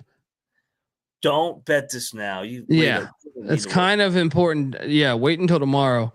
Nigel Pack too, but that's been the whole fucking year. Matthew Cleveland is very essential, I think, to covering this game. Do you realize this number is the same number it was at Cameron when they played like a month ago? I did not realize that. Yeah. Like, dude, the Duke tax is at an all-time high right now. Good God. Yeah. I just think there's a lot of distractions. We need Cleveland to play this fucking game, though. We do. But I mean, it also, Duke, it kind of feels like a sleepy spot down there in Miami. They're off the Madison Square Garden when everybody's crowned them the next national champion for the last couple days. And then you got the Jai Lucas dynamic. That's a weird thing going on right now. Yeah. Yeah. So, yeah, give me Miami. Oh man, we're gonna double lock this, but absolutely, I'm telling you, do not wait to pull the trigger. If Cleveland does not play, I don't want a part of this game. Yeah. We need to know that fucking information. Kyle's asking, yes, I did take Illinois. And why am I taking Miami? It's a different number here. It's 22.5 right now. Yeah. I mean, shit, I took Duke against Illinois. Duke hasn't been that good against ATS either. I mean, they've been okay, but they're laying ridiculous numbers now because of the hype. Yeah. St. Louis is in Davidson, North Carolina, taking on these Wildcats. Davidson's laying 1.5. I can't get there. Does this line stink to you or what? I kind of want to bet Davidson. Last time I did that, I ate shit. Fuck They're good at Davidson. home. They're unathletic. Do you want the cocktail napkin number? Yeah. Yeah. What do you got? Davidson -1. Hold on. Oh, so Mac, we fell for this on the 18th of February when we both locked up Davidson against Loyola Chicago. Loyola put it on them in Davidson. They lost 2 straight home games. You think they lose a third? I just don't think they're good. I'm taking I'm not betting this, but give me St. Louis. I don't think they're a good basketball team. I think St. Louis is way more skilled at almost every position. Yeah. I'll stay away. Next up, Providence at Marquette. Woo! Moneyline Mac, the floor is yours. Marquette's laying 12.5. Lock Marquette by 1 million. Let's go. Let's go, Shaka. I'm jumping on. Marquette's desperate team, Providence. They're going to be playing D3 ball soon. Get right, spot against these jabronis. Marty Conlon's not walking through that fucking door. All right. I mean, hey, they only blow out shit teams. Seton Hall, Providence is trending towards Seton Hall since Ted Cooley left. So let's lock it up. God sham, God ain't walking through that door. I'm with you. Double lock on Marquette. System play. Let's go. Go on, Shaka. I couldn't we get a better coach than first game.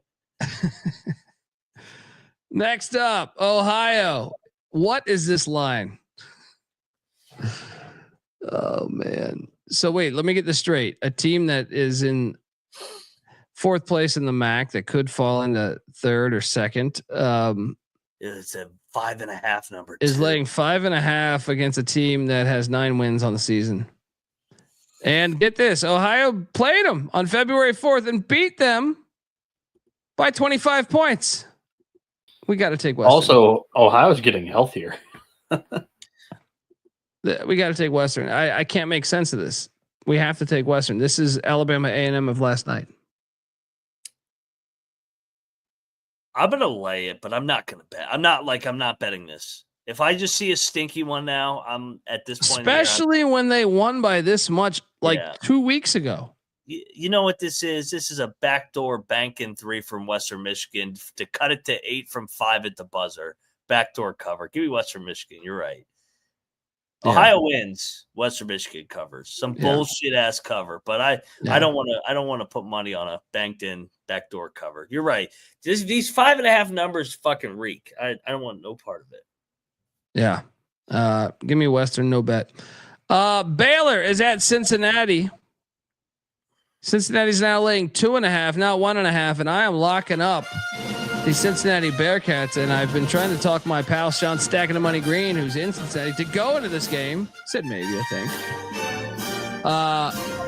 think. Lay it with the Bearcats because this line makes no goddamn sense. Can we break this one down too? This is Alabama A&M of last night. So yeah, I think that they're just out on Baylor. Baylor just has not, ever since the injury. I mean, they didn't look good before the injury, but ever since the injury, they've just been dog shit. Another thing is Jaden Nunn is a game time decision with illness. Do we think? I mean, who does Baylor got left? Are they really they're on the verge of being on the fucking bubble? It's kind of wild. Yeah, they'll beat Oklahoma State at home, and then I don't know if they'll beat TCU. Yeah, I'll lock up Cincinnati. I think Cincy gets them. I think Cincy's better right now than Baylor.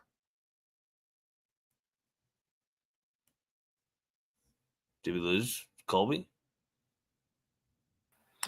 I guess so. What do you like? What's the napkin say? I'm curious on the napkin on this. Cincy -1.5. The old number was right on it. I hate that the line's actually going to Cincy's side. Yeah, because with your thought process, you would prefer that to be, oh shit, we lose the slides too. Yeah. With your thought process, you would prefer the line to move Baylor's way. Yeah. My other thought process was that I may take Baylor on the back-to-back road games, but they're coming from Colorado. It's not like they were played in West Virginia and they're in Cincinnati the night before. Like, there's no travel, like there's limited travel. Colorado, they probably went home and then they're going out. So you think they went home? There's no way. Yeah, because they play on Saturday. I mean, it's probably the same amount of time they could just fly down to Texas and then leave today and go out there. Hey, you're back. I'm just using my hotspot here. I can tell. No offense. But none taken. Jaden Nunn's their best perimeter defender. I think that's a huge loss if he's sick and does not play here. So I don't know. I'm on the Cincy side just on the handicap wise. Like I don't think this one necessarily smells like shit or anything. I haven't really been high on Baylor the entire year either. So yeah. Who'd you take, Mac? I didn't hear it. I took Cincy. I think that they're playing desperate too. I know Baylor's desperate. My worry is Scott Drew's a much better coach than Wes Miller, but I just think Cincinnati is a better roster right now. Like what in terms of like size and physicality. Like I know Baylor has really good guards, but they have nobody in the front court. I don't know how they keep Cincinnati off the glass. Yeah. So triple lock, or was that? Are you betting this? No, Bieniek just came in to fill in. He said the number. I'm betting this. Yeah, double lock, okay. Cincinnati. Double lock on these Bearcats. Let's go.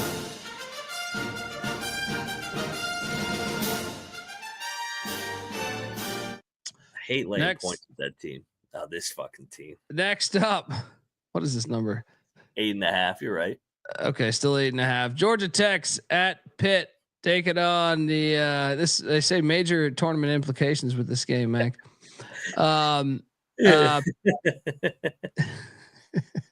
like Ike B's comment. Shout out to Ike, longtime listener. He goes, Colby's got that Mississippi Valley State internet.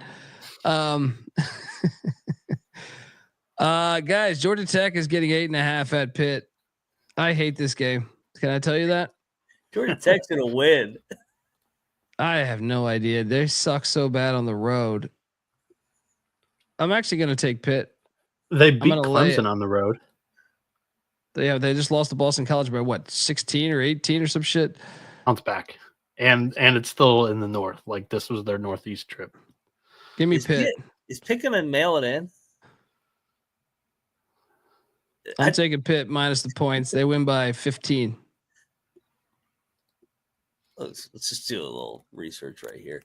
Plus 295 on the money line. Thank you very much. I'll take the Yellow Jackets. Eat shit, Pitt. This team is fucking broken, and it is beautiful to watch. Pitt does have a bunch of injuries, right? Rob, so it's just Georgia Tech does too. I was about to say McCollum is out, right? Yeah, McCollum's missed 4 games in a row. Coach in this game. Probably Cable, actually. Yeah, Cable's got a tournament appearance. Yeah. Dude, that's bad, Stoudemire. You need to reevaluate. Are you locking this, Bieniek? Yeah, I'm coming in on the Yellow Jackets. Hey, Bieniek. Wow. Are you locking this, Mac? Oh, absolutely. I've had betting against Pitt every game. Double lock. Great month. I'm going to build an island over here. Mac and Bieniek lock it up. Pitt. I'm sorry. Georgia Tech against Pitt. Can't fucking talk. Pitt hasn't covered since fucking Christmas. The cocktail napkins got. I'm gonna battle you, motherfuckers. I can't wait for your seminar tomorrow on how bad Jeff Capel sucks. We're battling here, you piles of shit. Let's go. We got a battle in Pittsburgh. Dundee on the Panthers. Hail to Pitt. Mac. Bieniek on these Yellow Jackets. Buzz, sting. See, everybody thought Narduzzi broke the football team. Ever since Narduzzi kicked the field goal from the 1 yard line, the basketball team hasn't covered. Yeah. Hilarious. All the dog. Yeah. I'm on Georgia Tech here. I think they've been playing better ball. And the Boston College loss, sure. I mean, you get that with Georgia Tech. But the road trip, you go up northeast, you knock out the two, Georgia Tech or not Georgia Tech. You do the Boston College Syracuse or Boston College Pitt or Pitt Syracuse, that little road trip. I don't think it's any issue with the travel whatsoever. I think they've probably been hanging out in Pitt for a day. And it's not a bad place to stay. It's a great area. It's a good city. This guy loves repping Pittsburgh, huh? I like the Jackets. I think they got a chance. I'm fucking worried that you're doing this. You did this shit with Michigan tonight. Natkin's got have fun. Have fun, Mac. Have fun, Moneyline Macintosh. You are going to be so pissed. You can be like, I will never ever lay 8.5 with Jeff. Pitt by 15. Pitt by 15. Pitt by 15. Let's go. Wait. Next. Don't move on from this game. The last time that Pitt won by 15 was January 4th. Against who? Stanford. Stanford and Georgia Tech. Didn't they just go to overtime? It might have been Cal. That might have been Cal. Yeah, it was Cal. Yeah. Georgia Tech beat Stanford by 8, which is ironically this line. Stanford beat Cal. Swept them. Yeah. I'll see you on the gridiron. Hey, they got to get that NIT momentum, man. They got to get some momentum going into that tournament. Georgia Tech also beat Stanford, so we're good on that. Akron's laying 8.5. This line's gone up a point. At Ball State. Is this one where you just got to bet the shit out of Akron? I feel like we got to. I kind of like Ball State. I think everybody's going to say, oh, Akron's going to bounce back, but Ball State's chippy, man. They are 8-5 at home. You know what? Maybe you're right. I'll stay away. Give me Akron on the. Wow. I'm not going to do that, but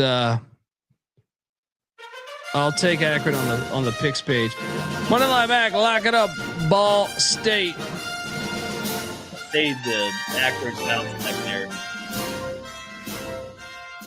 Akron wins by 4. Next up, we got the world's biggest cocktail party on the hardwood, Florida, and this line has gone up as well. Laying 7.5 at Georgia. I am locking up Georgia plus 7.5. I am also going to say sprinkle the motherfucking money line. Look, I know Snow White has not beaten Florida, but man, he's 0-4. Yeah, but he did push him to overtime. What, this two games ago, I think it was. Yeah, and he did just get blown out this year. Yeah, but that was at the Swamp. Get this, they're terrible on the road in general. It's not just a Florida thing. Georgia's fucking terrible on the road. They're 13-3 at home, and some of those 3 losses, I think 2 of those 3 losses, they should have won those fucking games. I understand Florida's 6-2 on the road, but to me, it's about the spot. Georgia can get back into the mix of potentially making the NCAA tournament with a win here. Georgia also, Florida also has, to me, this is the sleepy game. Despite it being a rivalry game, no, it's not. On deck, ranked Texas A&M, ranked Alabama, ranked Ole Miss. What are you saying? It's not a rivalry game? No, it's not a sleepy game. They're not sleeping against their former ball coach. Well, I'm just saying. Well, it's not like anyone on the roster was with them. I'm saying Will Richard was one player. The other 3 teams are ranked. Georgia's not. I'm all over Georgia. Yeah, they're gonna get a home cooking whistle, just like fucking Vanderbilt and Oklahoma did on Saturday. They're trying to jam all these SEC teams in. Georgia's live in this game. I think we get a hell of a game. Give me the Dogs. Come on, Mike White. Pop up for us one time. Double lock on these Dogs. Bieniek, are you locking up the Gators? Yeah, you're damn right I am. I mean, they destroyed them earlier this year. I just look at the 2 rosters, and I think there's a gigantic difference. I know that's just the lamest, squarest handicap you could ever have. I mean, Georgia almost beat Auburn, though. Auburn's roster is way better than Georgia's, but Todd Golden's 4-0 against Mike White. And honestly, the first year, I thought the rosters were quite similar. And to go in and go 2-0 against that's a big pressure situation. They go to overtime in Gainesville. They take care of business in Athens. I think I like them better in Athens away from Gainesville than I do in Gainesville, where Mike White comes back home and everybody's kind of lovey-dovey with it. Okay, well that can be fair, but I can tell you this: I don't like Georgia on the road against anybody. They could be playing Kennesaw. I'd be taking Kennesaw. Florida is one of the best offensive rebounding teams in the country. That's their identity. They attack the glass hard. You're looking at a top 10 offensive rebounding team against the bottom 60. Georgia does not thrive on the glass. Florida's going to eat their lunch. I got Florida 10 plus point victory here. If you want the Georgia side, the Gators start slowish. That's when they're vulnerable. I mean, you look at the last game against LSU, even the Missouri game though a month ago. That one jumps out to me. Which other one? I think you could just say this: Auburn's like a top 50 offensive rebounding Georgia's been really team. good at home, man. That's what I'm saying.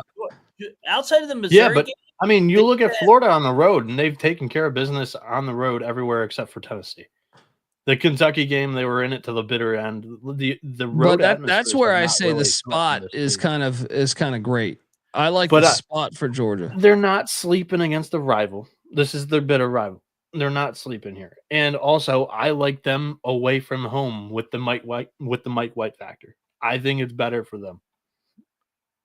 Well, that's why we're battling. Because I think you're full of shit. Best in life. All right. Crush your enemies.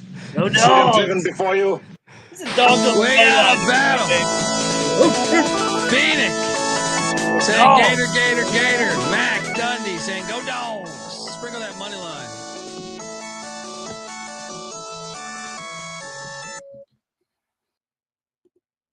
All right, next up, Northern Illinois is taking on the Miami, Ohio Redskins. Miami, Ohio is laying 14.5. What the fuck? I mean, Northern Illinois they just announced they're leaving. This is such a big number, though.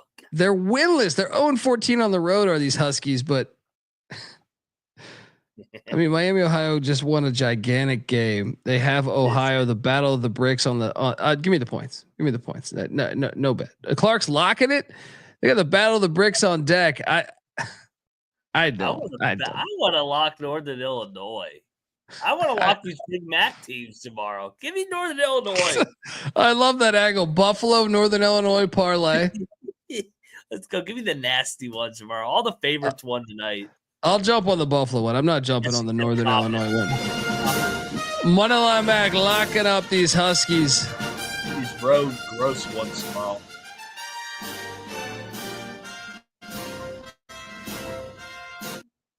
They're off that huge win, man.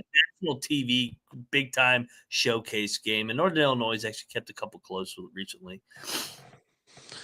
Next up, we got Toledo at Kent State. Kent State laying 6.5 or 7. I don't remember. If someone's got a bunch of numbers in front of them, I was on a show where they talked about it at 7. I have no fucking idea, but I can tell you this: I struggled with this game. I think I'm going to take Toledo. Kent beat their ass, right? At Toledo. Yeah. Give me Toledo. Lock it up. Yeah, I was thinking about maybe doing that too. These programs are job programs. They know each other. I'll join you. Is there a set? Can someone let me know if there's still a 7 or 7.5 out there, or are we stuck on 6.5? This is a huge game too. Toledo's lost 3 of the last 4, and Kent State's off a loss to Miami, Ohio. This is big for momentum heading into March. Yeah, I'm fascinated by this game.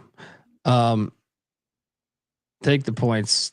Shop around. I'll say that. Shop around. Army is at Lafayette. What could go wrong with Lafayette laying 3.5? So wait a second. The team in 8th place in the Patriot League is laying 3.5 against the team in what, 2nd or 3rd? Lafayette spot. God, man. Is Army really going to do this and just collapse down the fucking stretch again?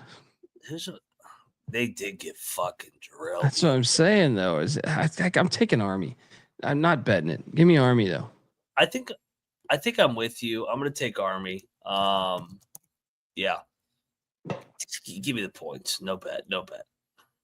All right. Northwestern is at Minnesota. Bieniek, I expect you to be here with some Big Ten coverage here. Ugh. Minnesota is laying 2.5.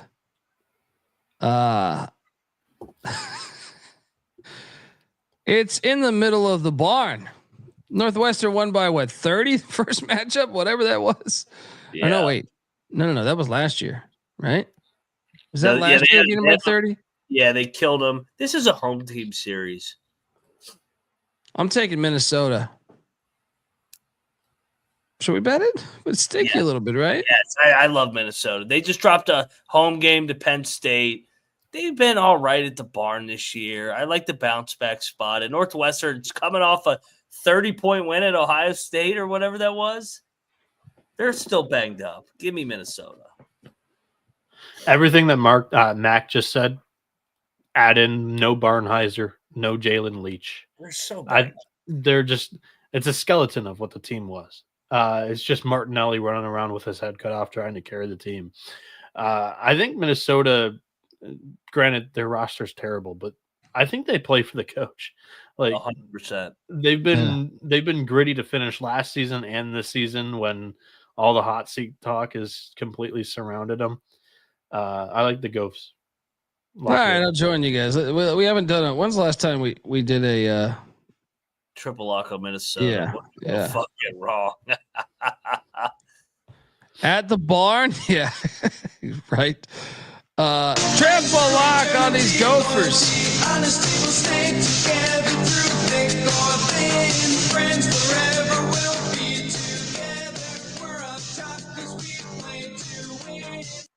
Yeah, Shane, good call out too. Ty Berry's been great as well. Yeah. Rob. Everybody's on Minnesota. This could be bad. Could be.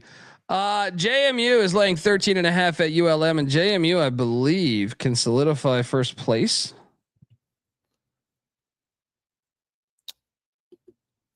I think they could get a share. You're right. Do we just blindly lay it with them like North Alabama and Lipscomb tonight? Come out focused, veteran team? Yeah. I forget, though. They can actually clinch with the win here. Yeah, I'll lay it. What are you doing here? I'll lay it. I'll lock it. JMU wins by 20. Going away. Oh, I'm not going to lock it. Not going to lock it. At the faint viewing, I'm not locking that Sunbelt shit. Moneyline Mac, lock it up. The Dukes of JMU. Stay crispy. Northwestern is not going to beat Minnesota. Yes, we agree. We are on the Gophers. That's not as much of a hot take. I mean, Minnesota's favored by 2.5. So Indiana State's in Murray, Kentucky, taking on the Racers. Murray State's laying 5.5. I'm going to take Murray State. No bet. What are you doing here? Give me Indiana State. It's that 5.5 dreaded number. Just give me the points. Yeah. Usually you're on the right side when you just blindly take that 5.5. Rob loves this. Locking it up. Shout out to the great Rob Donaldson. It is gross. Troy, I'm locking this one. Troy is laying 2.5 at Texas State. Yeah. I'm locking up Troy minus 2.5. Texas State just beat the 1 seed. They also upset Troy at Troy. And I think the line, here's a great way to solve this for you. So South Alabama was the 1 seed in the Sun Belt on Saturday. They were an underdog. Yes, they were the underdog at the 8 or 9 seed Texas State at the time. Yeah. In this same very stadium. Now you have the 4 seed Troy laying points against that same Texas State team that has now moved up to the 7th spot. Troy is a smash play. I love Troy here. Yeah. I'm with you. Yeah. I'm all over the Trojans. Double lock on these Trojans.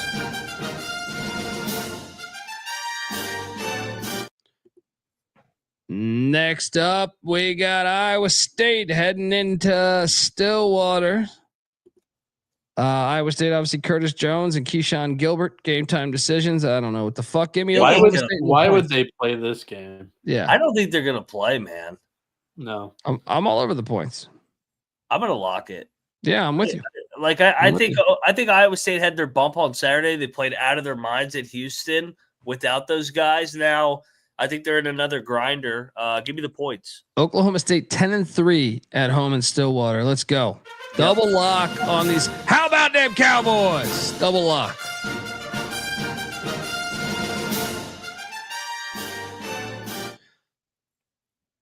Next up, Illinois State. What is this number? Is that Southern Illinois? Somebody make this make sense. I got this one. I've had this one circled. Houston Christian last night. Who was the game before that? Loyola Maryland. La Tech was one of, or Sam Houston State was one of them. No, but these two that I'm talking about the last 2 days, two teams that were heading into senior days on a 4-game skid, catching a short number. Laying a short number. Or laying it or getting a short number. Loyola Maryland drilled Colgate. Houston Christian drilled Stephen F. Austin. And Southern Illinois is going to put it on Illinois State. We got to add in also, I got to just throw this information out there. So Illinois State is 5th in the Valley. A good team. Yep. So they're 17-12. Southern Illinois is 12-17. And get this, Illinois State beat Southern Illinois by 31 in January. Yep. But yet Southern Illinois is favored. Yep. Not only does the spread stink, the total stinks as well. In my opinion, Cocktail Napkins got it at 149, and just looking at the two teams and the way they play, like that would be shaded towards like a Illinois State drags this thing into the mud because they're the slower team, but they're not scoring. So I don't know. My only thing is we have to bet. I mean, I'm with Mac. Like the only thing I can think of is we have to bet Southern Illinois just because they're telling you to. They've been a weirdly like streaky team, Southern Illinois. They won like 5 out of 6, 6 out of 9. This will be lit, by the way. Yeah. Senior day too. One game get up spot, Southern Illinois rolls. Let's go. Double lock on the Salukis. They've lost 3 straight home games. Oh yeah, 4 straight home games. They got to get one, right? This is a rigged game, right? Yes. Scott Nagy is going to rig this. Next up, Lindenwood is in Macomb, Illinois, getting a point on the road. This is a rigged game. I mean, Lindenwood's way better this year. Why are we saying this for every game now? Western Illinois is eliminated from the fucking tournament, and they're laying points against a team that's going to be in like the 7th. Is this senior night? Is that why? What is this line? It's senior night. Yeah, I'll take Western. Yeah, I'll lock Western. I'll join you. Double lock on these leathernecks.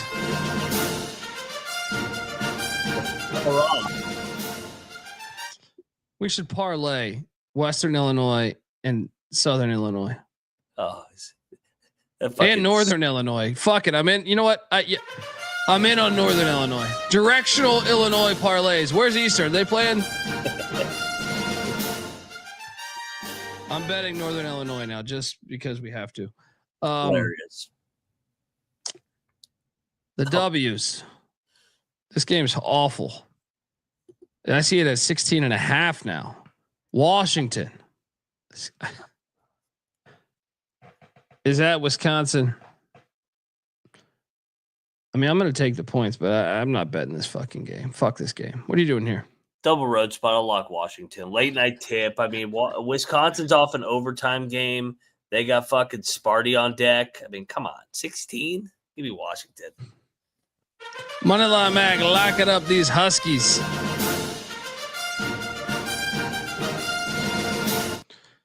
Let's go to another rivalry game and not that Washington, Wisconsin bullshit.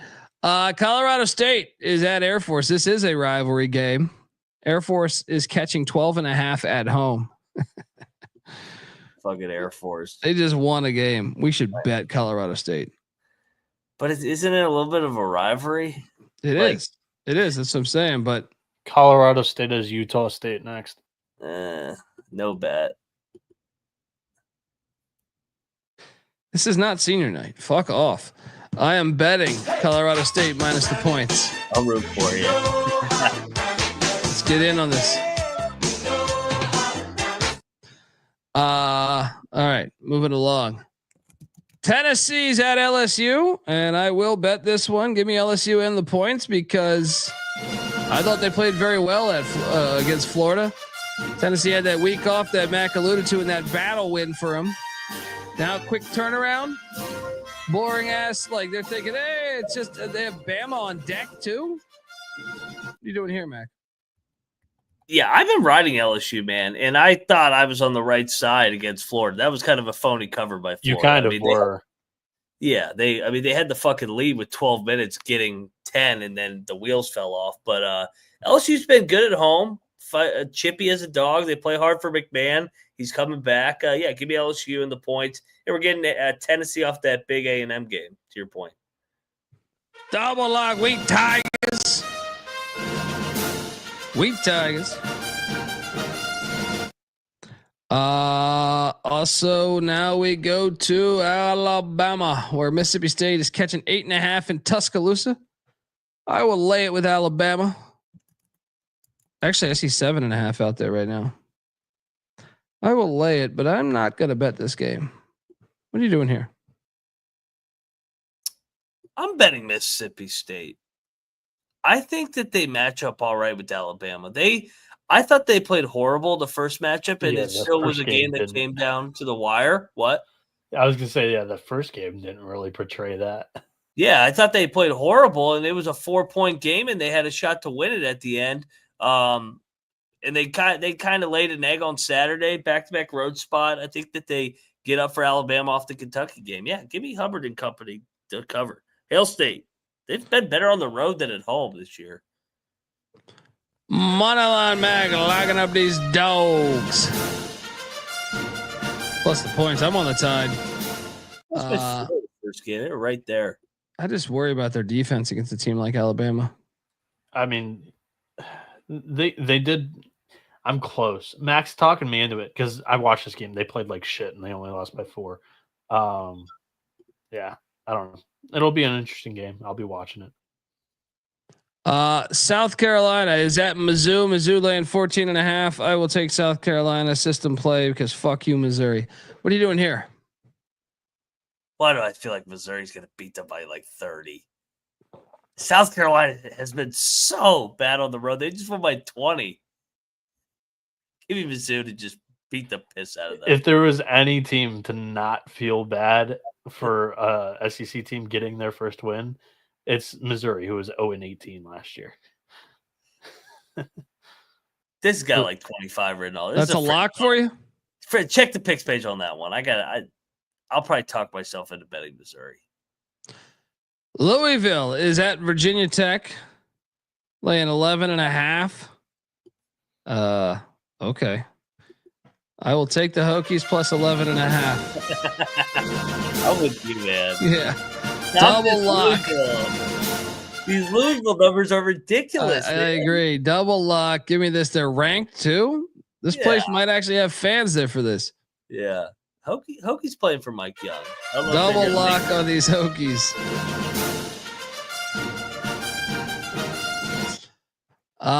Next up, we got Iowa at Illinois.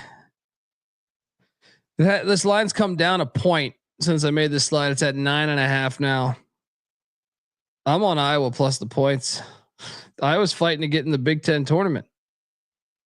Illinois is a mess. Give me these Hawkeyes plus the points. No bet. What are you doing here? I've seen this Iowa thing. I'll lock up Illinois. This would be the feel good, get right spot like Kansas. What is your record betting Illinois, Donald? So we need to do a deep dive with this because now I want to bet Iowa just because I feel like you're awful at the Illinois side of this. Too. Well, your short-term bias. I've lost 2 in a row. Bad. I don't know, dude. I think me and you were both on Illinois against Tennessee. Kyle Kerm says Illinois. They covered. They covered against Tennessee. No, it was a push. I think it was a push. They were getting 2.5. I remember that. I was pumped. I was on them early, and then they completely ate shit. But yeah, I'll go back to this Illinois. They lost by 40. Now they're laying double digits. Blowout. Iowa can't play defense. Money line back laying the 9.5 with the Illini. Illinois by 20. The fake. The Hawkeyes. I'm with Kyle Leonard. Sprinkle that money line for the Hawkeyes. This is the fake. This is the fake get right spot like Kansas. I'm not betting this game. Get right spot for who? Illinois. Yeah, the fake get right spot. Everybody goes, "Oh, they're back," and then they suck again next game. So you're betting Iowa? No, I'm betting Illinois. It's the fake get right spot, right? I like this comment too. I'm talking about Kansas against Oklahoma State on Saturday. Yeah. Shout out to Kyle in the chat saying team total over 150 for Illinois. Let's go, Illini. They're gonna make every shot tomorrow. Fucking hilarious. What were they from 3? What were they from 3 on Saturday? 3 for 2 97? for 26 or some shit. Yeah. I hate this game, man. TCU is catching. Is this number still accurate? No, I'm seeing it at 6.5 now. I'm locking TCU in the points. Give me now. To be fair, much like you with Illinois, I have not been able to get the right side of West Virginia all year. So maybe you want to load up on West Virginia chat.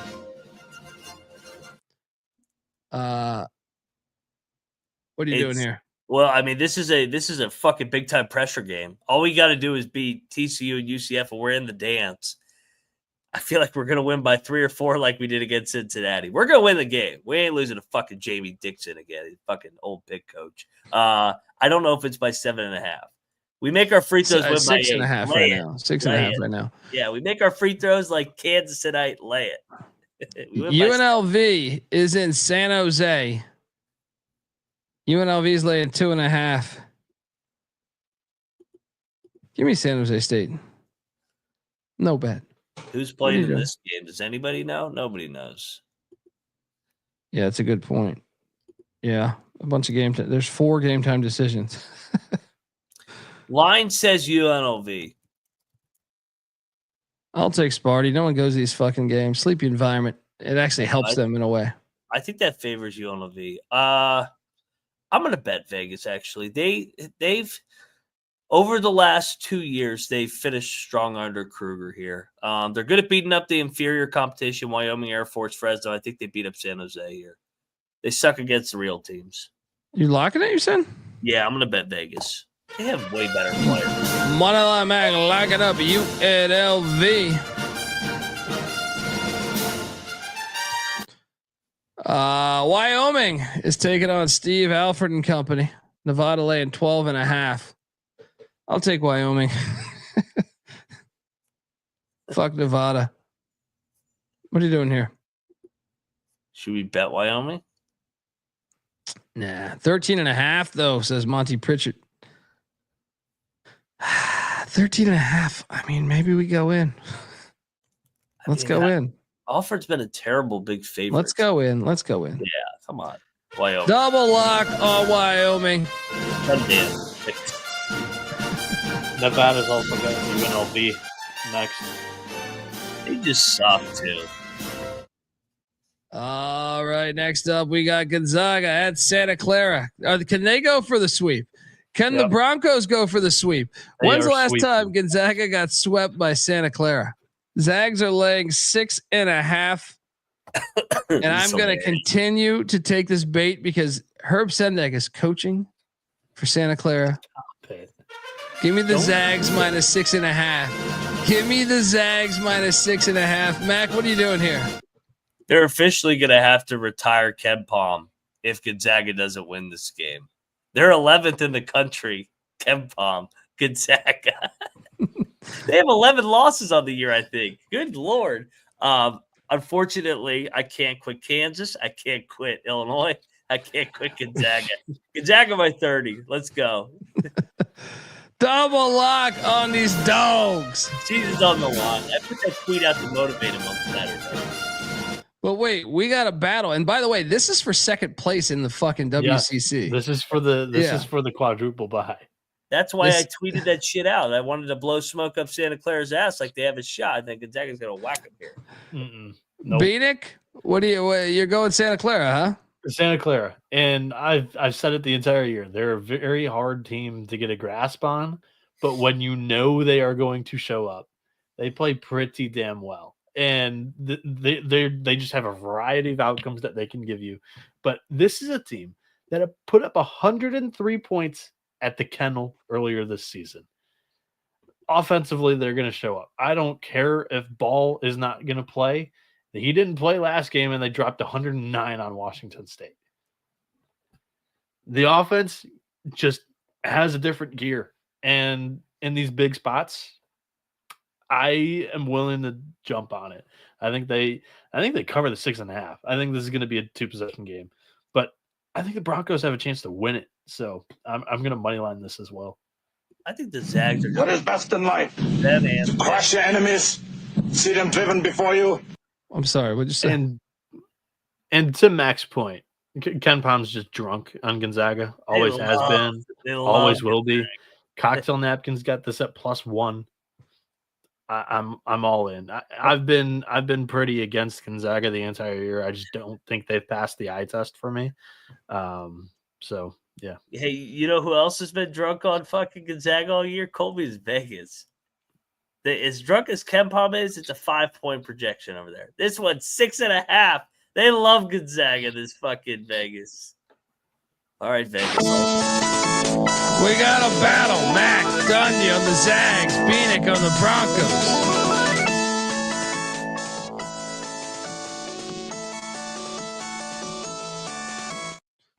Final play on the board. New Mexico is heading to San Diego to take on these Aztecs. San Diego State laying 2.5. I am locking up San Diego State -2.5. They need it more desperate team, better coach, and they're favored, yet they're in 4th place. Mac? I'm going to battle you.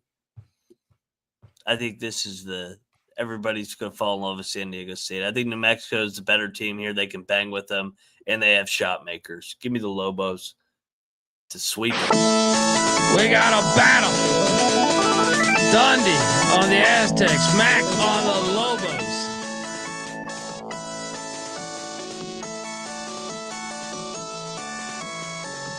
If New Mexico wins this, here's a fun proposition. They would be, you'd consider home free, but New Mexico is never one to always take care of business. It's Air Force, Nevada, UNLV. If they win against San Diego State, call the shot now. Who are they losing to? Nevada and UNLV. To both. I think they lose at Nevada. Yeah. It's an Alford game. Alford voodoo game. This is a big one for New Mexico because, like I said, you would be big quote, one unquote, for home San free. Diego State too, though, to make the NCAA tournament. Oh yeah, that's a given. Yeah. I'm just saying, if you're New Mexico, you are quote unquote home free in the Mountain West after this game. All right, that's our slate. Top plays of the night. How many we want to do, guys? 5? 5. San Diego State is one of mine. For 2, these fucking. Do I dive into all these stinky ass lines? 2, I am going to say.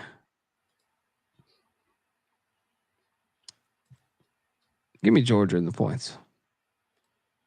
3.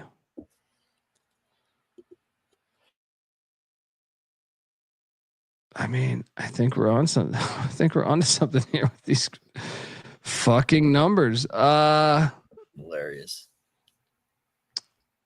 I'm just gonna jump on these directional Illinois schools. 3. let's go. What is the one I feel best about? I think it's Southern Illinois.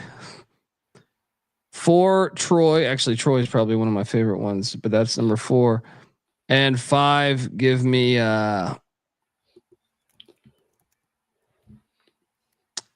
Cincinnati at home. No. I'm sorry. 5, give me Eastern Michigan.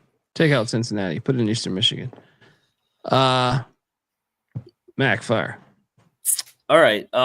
Richmond in the rivalry game. Love Georgia in that rivalry game as well. So 2 home dogs, 2 home favorites here. Short one, Cincinnati and Minnesota. And then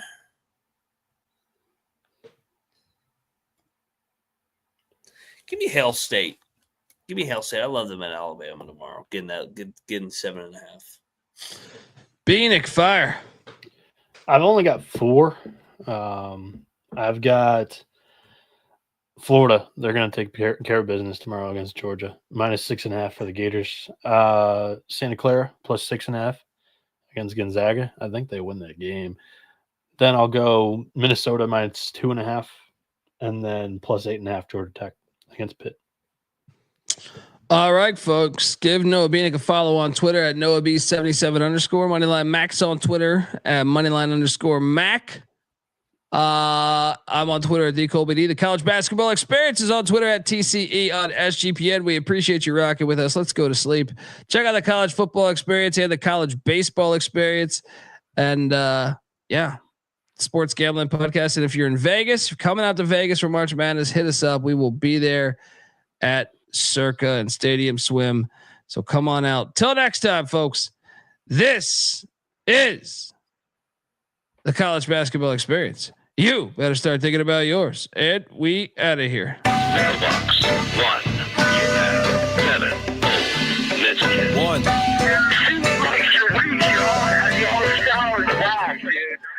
I'm not saying I'm impossible to outsmart my body and soul, or nothing without heart. And I'm not saying I'm impossible to outrun my body and soul, or nothing without love. And I'm not saying I'm impossible to outdo my body and soul, or nothing without truth. And I'm not saying it's impossible, but you're nothing without yourself. With the obsession to be a part of that, started that. Mind over matter don't matter in the market. I've seen much smarter cats have heart attacks. Largely because leaders need lambs to be lethargic. Match wits with the half-wit phantom. I don't need jumper cables or chords to analyze an analytical anthem between my 2 ears, an engine pumping the life force field for your grip on the grievance. Still gonna feel unchallengeable and stiff, so arrange the pieces to prepare cohesive. All the hard work will go largely ignored if your hands are covered with post-its and paper cuts. You need to have your voice in the vice grip. The one who made it famous ain't the one who made it up. You don't get overtime just for working the night shift.